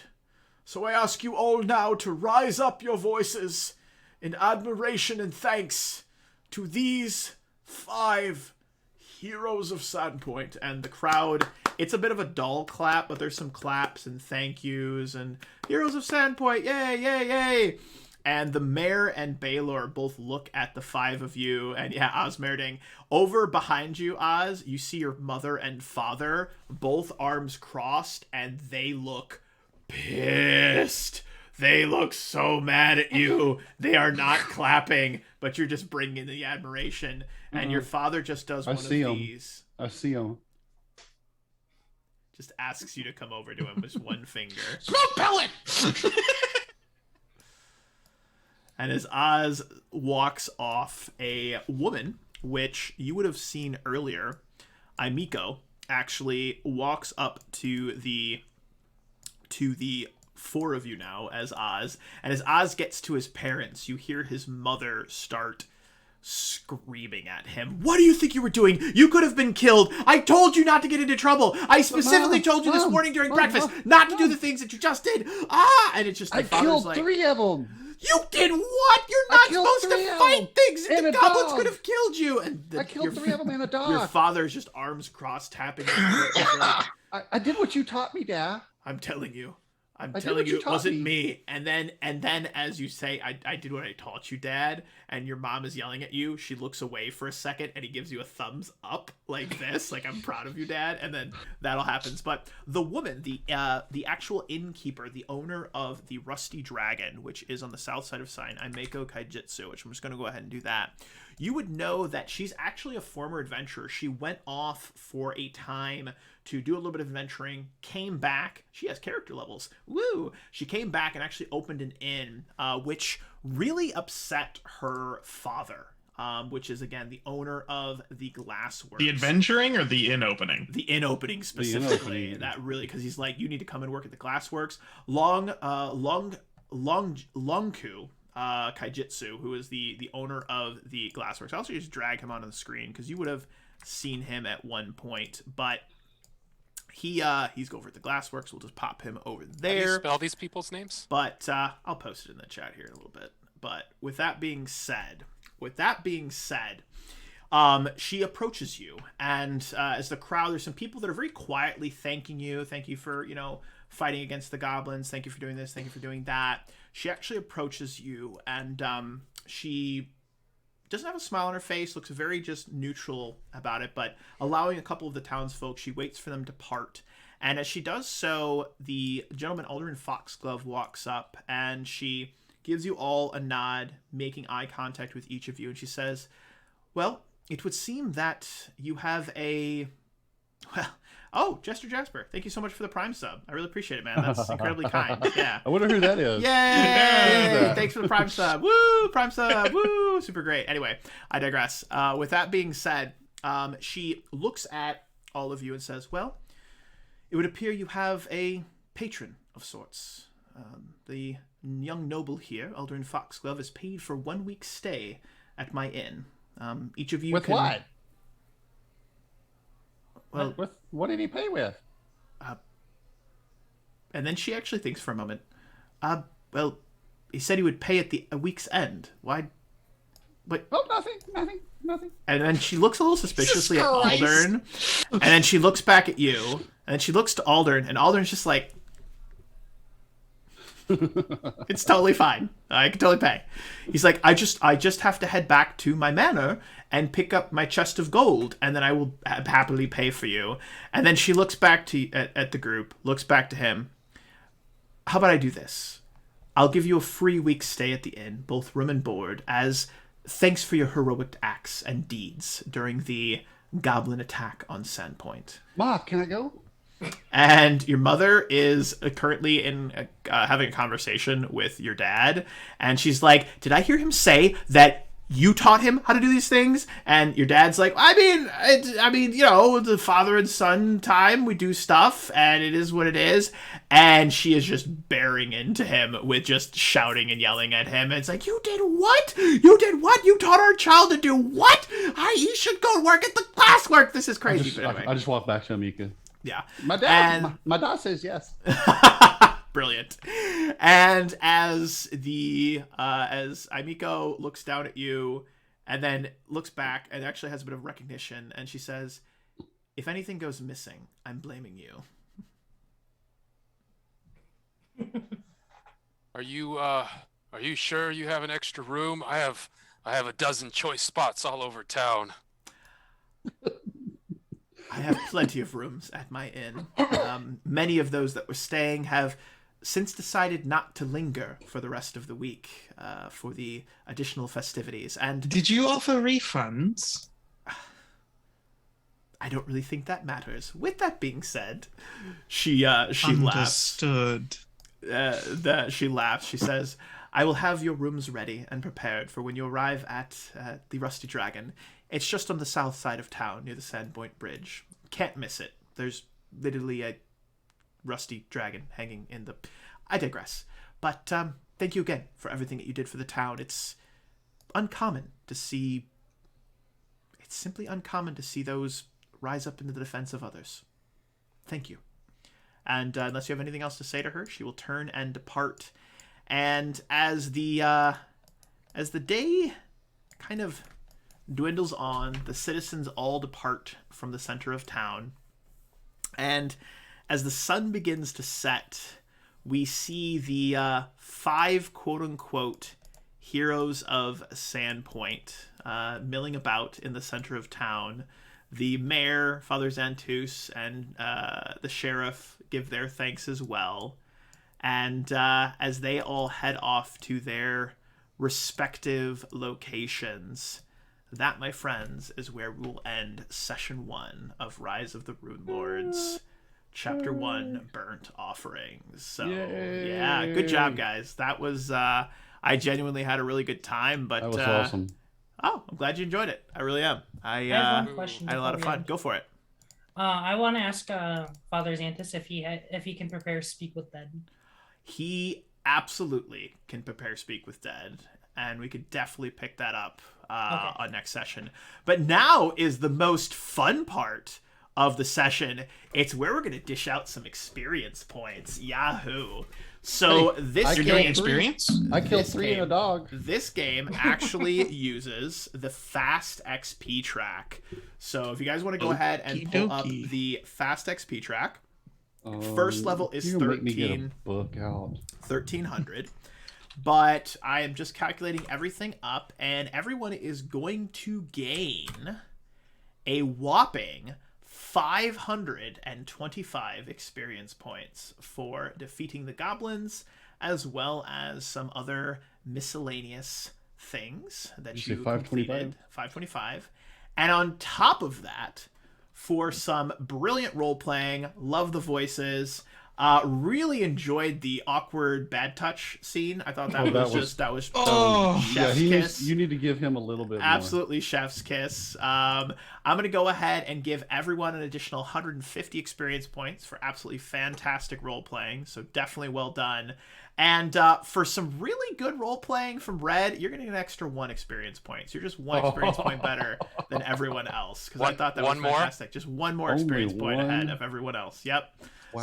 676. I'm Yep, counting. that is it. What about Wow. chat? You know what, chat? You all actually get to you all get 5 XP each because you're all fantastic, and I appreciate you for hanging out. It was super fun. But to all of our viewers, thank you so much for stopping in. You will see these lovely gentlemen again in the very near future. This episode 1 was actually a kind of just a surprise. Hey, we want to get the session started. Our intended goal is for this to pick up after Fendelver. Fendelver, thank you. I always say it wrong. Fendelver, as after Fendelver ends. But I'm going to be meeting with the group after this and see if we can maybe have another session 2 here in the near future. But thank you everyone for watching. Definitely follow me on Twitter. Follow me on obviously here on Twitch, and just check that time for updates. Twitter is the best place to find updates, but I'll definitely keep everyone posted on when the next session happens. With that being said, thank you to the players, thank you to the viewers, and as I always like to say, because I'm trying to pick up a catchphrase, happy gaming, my friends. Be safe out there. Cheers, everybody.